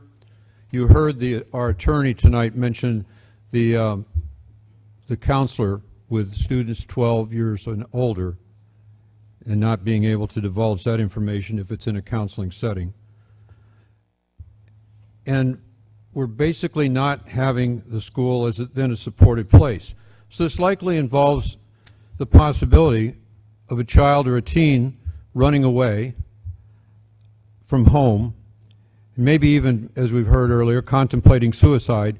And this proposed policy is only effective if the action, intent, attempt is known to the staff or administration. The key word is known. If I don't know about it, I can't inform the parent. So how good is this notification process if those students are effectively, to use the term that a lot of people used a lot earlier, not tonight, but basically throwing him back into the closet and slamming the door? So, another thing, there seems to be something bigger at play here besides an end to an end around to the failed bill AB 1314. Are we trying to outdo other districts by being one of the first to pass this policy? Are we trying to get more ink on the front page of the paper? What about potential lawsuits? They're likely going to be filed. Somebody will file it. You can almost wager on that. Just let him speak, please. please. And so, yeah, please, people, we listen to you. Please listen to us. Just what we need to do is to, possibly spend more of our dollars and resources away from the classroom when we're all talking about that. And here's what I want to get to. The State Board of Ed last week just passed a new math framework. Very, very important. My wife worked on the last math framework as one of the few teachers that was sent up to Sacramento, and that was several years ago, but we saw that's what we should be discussing. What's in the framework, and getting a staff report as we enter the new school year. That's what I would like to be discussing, and not culture wars too. Teachers, here's what teachers want. Teachers want their students to have good attendance. They want their students to pay attention in class. They want their students to complete assignments and tests and get successful grades to graduate and be productive out in society, whether that be in a college or career technical education leading to employment. That should be our focus. That's what everybody sends their children to school for, not to have them converted, as we heard from a lot of people tonight. That's not our intent. So that is, I'm going to conclude my remarks with that. Thank you, Mr. Bridge.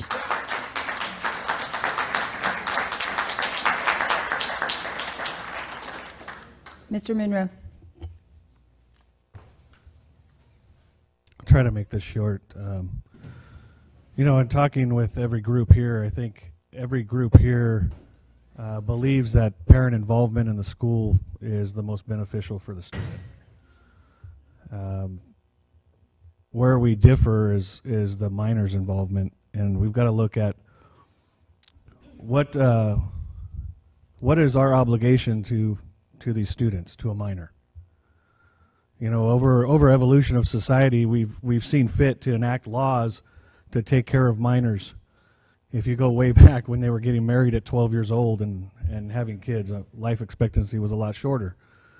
But through our evolution, we made laws to protect our youth because we realized how impressionable youth were and how they made decisions when not taking all the considerations and the longevity of that decision into effect.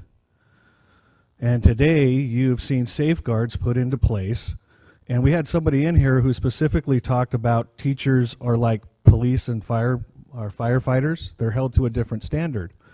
I believe that truthfully.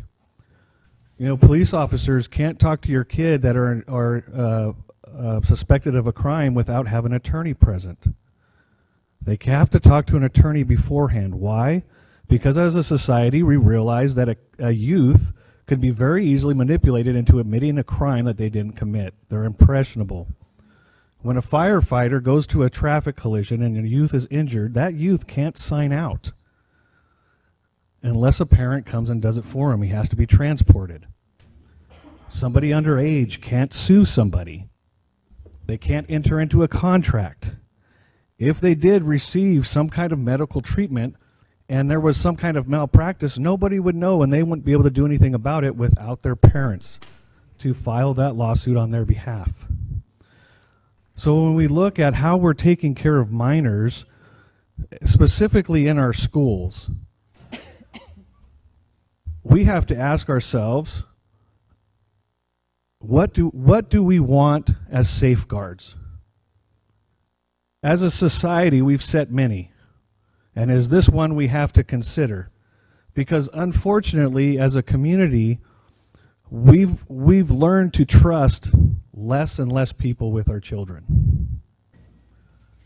And our job, and one of the hardest things to do as teachers, as faculty, as police officers, as firefighters, as government service, is to be beyond reproach. It is the hardest thing to do. And the only way that comes is by being transparent and allowing people to come in. And it's uncomfortable, it's not fun. You have a lot of information, a lot of perspectives that go into it. And those perspectives are different. And the hard thing is here is realistically, I believe both sides want what's best for our children. And we get so divided on these issues that we can't actually sit down and talk about it and see some commonality in what's best for our children. It's a shame at this time that we can't do that. You saw the divisive nature that we had tonight. It's frustrating. We're really trying to do what's best for our children going forward. There is nothing better that I would, or nothing that I'd rather do as a board member than to talk about math curriculum, than to talk about how we need to do better for our children.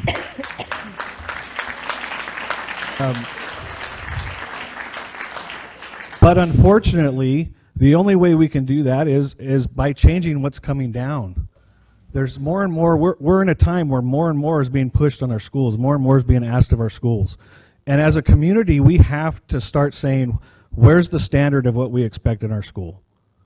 And this is why you're seeing these kinds of decisions come into school boards meetings across the nation, and the divisiveness of it. People are polarized in their opinions and their decisions, and unless we can sit down as a community and start looking and moving forward with it and having conversations with each other and recognizing that truly at the core, everybody in this room wants what's best for the kids. We differ on what that is. But I don't think anybody in this room wants to do harm to our kids. And we have to start from there and learn to build on that. Thank you. Thank you, Mr. Monroe.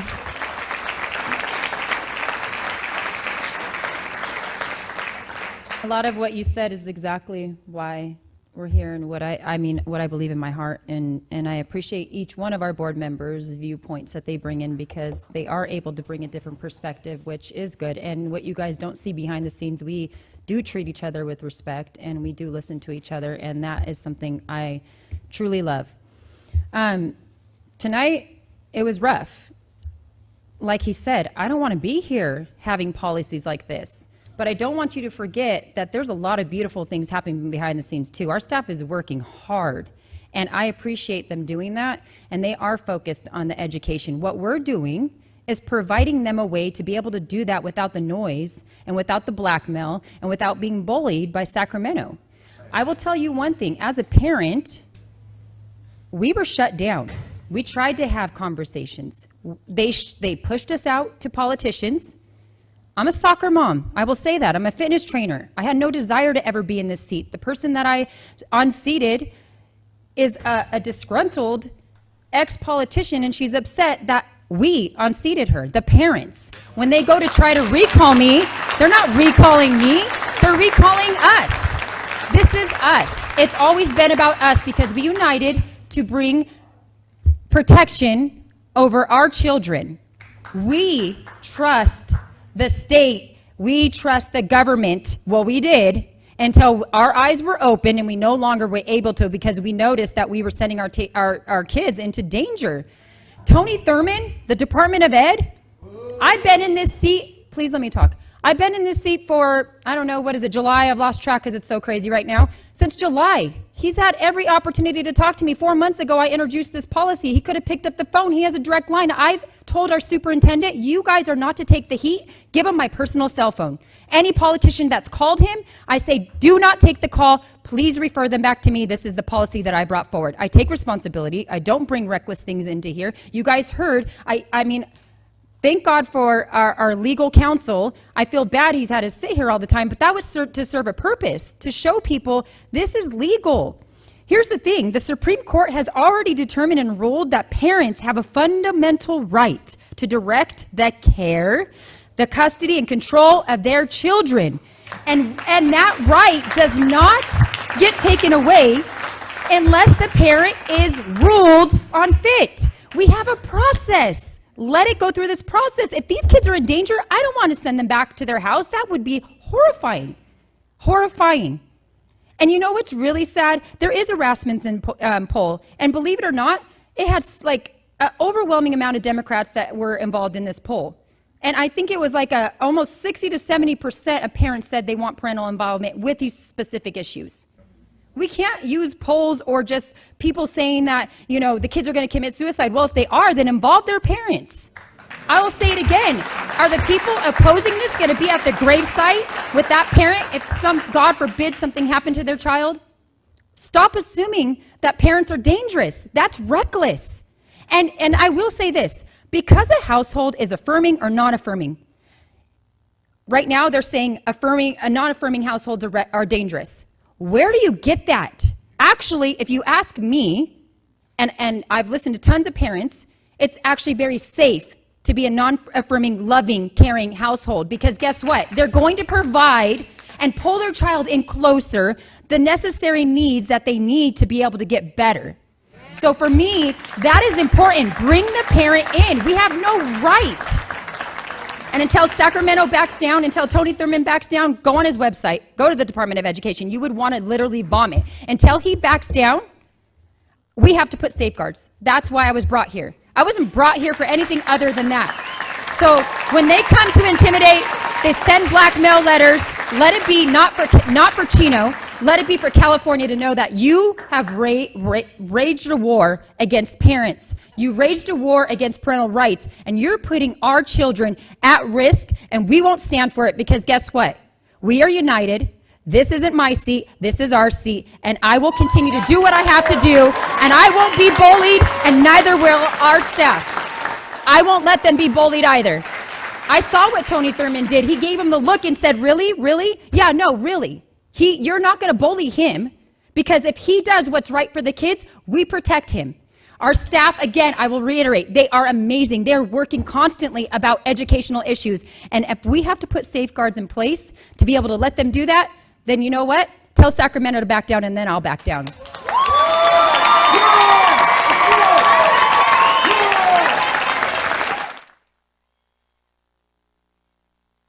Okay. So we do have to be careful on time. It's almost 10.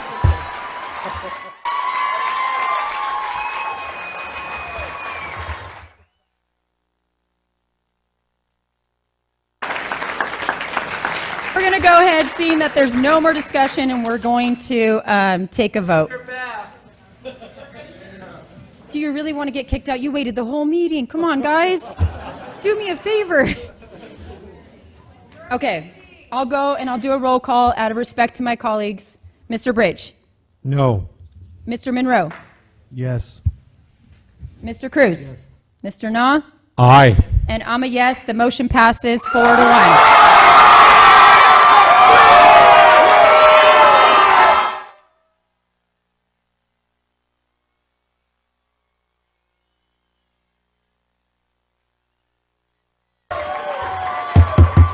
Guys, we're almost done, and then you could celebrate or do whatever. Please, please, please.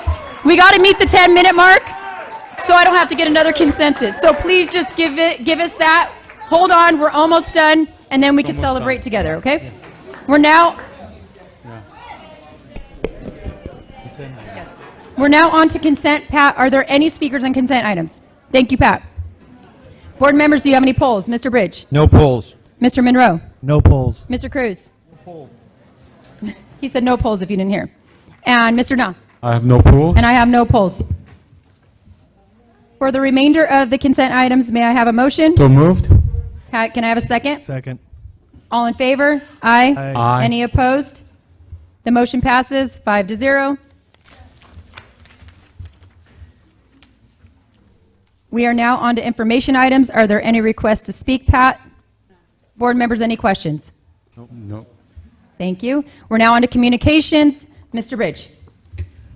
Just very quickly, we have this is the last board meeting before the beginning of school, which is in 2.5 weeks. So I want to wish those students and staff and teachers a very good start of the school year. I know Cal Aero has already started, so I wanted to mention that. Also, Dr. Enfield, we received an email from a teacher from Rolling Ridge before the 4th of July holiday asking several questions about this policy. And since it passed, wondering if a response could be done. I think I would appreciate that because the teachers are going to be very concerned about what goes from here on. So I think the more specific we can be in answering those questions, I would appreciate it. Not a problem. And for the two gentlemen that referenced my bringing a Bible that one time, I just wanted to let you know I appreciate the comments. You don't have to ask where my wife and I are on Sunday morning, and I mean every Sunday morning, even when we go to Phoenix to see our kids and grandkids, and even when we go to San Jose to see my daughter and her husband. So just to let you know where I'm coming from. Thank you. That concludes my comments. Thank you, Mr. Bridge. Mr. Na? Yeah.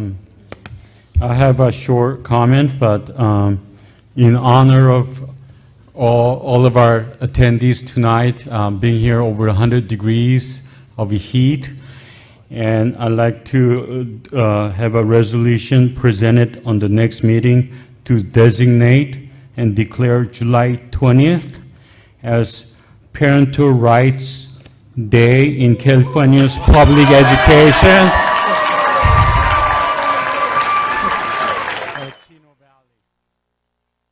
So again, thank you very much for being here, and all this history will start here from Chino Valley. Thank you. Mr. Cruz?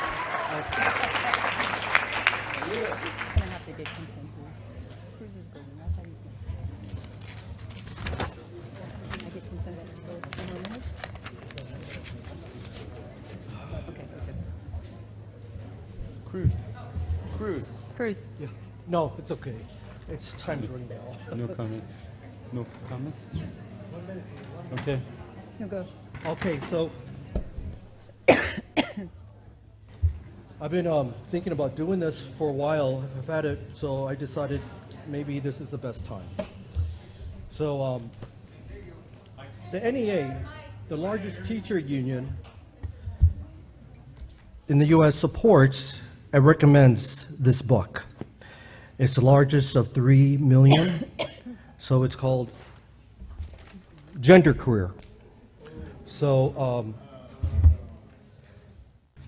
page 60.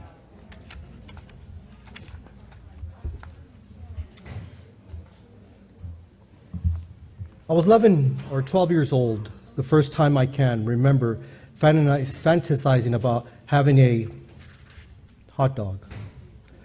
I was lying fully clothed on a hillside under an open sky.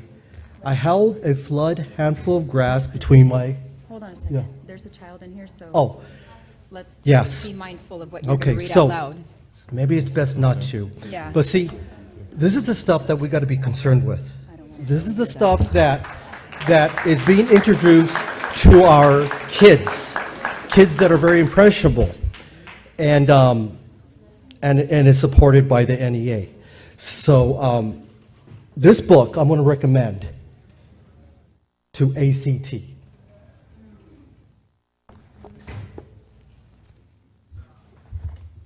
There's also another one, Call Me Max. Now this is hideous. This is at elementary level. So let me read page 5. When a baby's born, a grown-up says, it's a boy or it's a girl. If a brand new baby could talk, sometimes that baby might say, no, I'm not.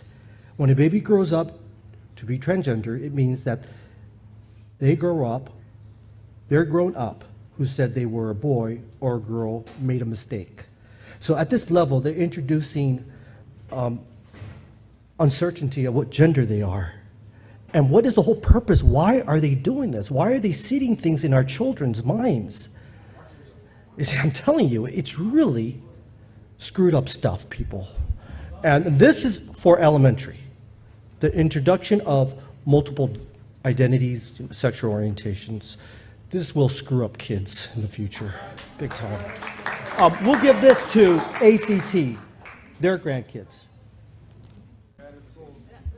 Thank you. Thank you, Mr. Monroe. Mr. Cruz. Mr. Monroe, it's been a long night. I'm sorry. No comments in the interest of time. Thank you so much. Dr. Enfield? No comments. Thank you. And my only comment is we're in this together, guys. Don't give up. Yeah. I now adjourn the regular Board of Education meeting at 10:01.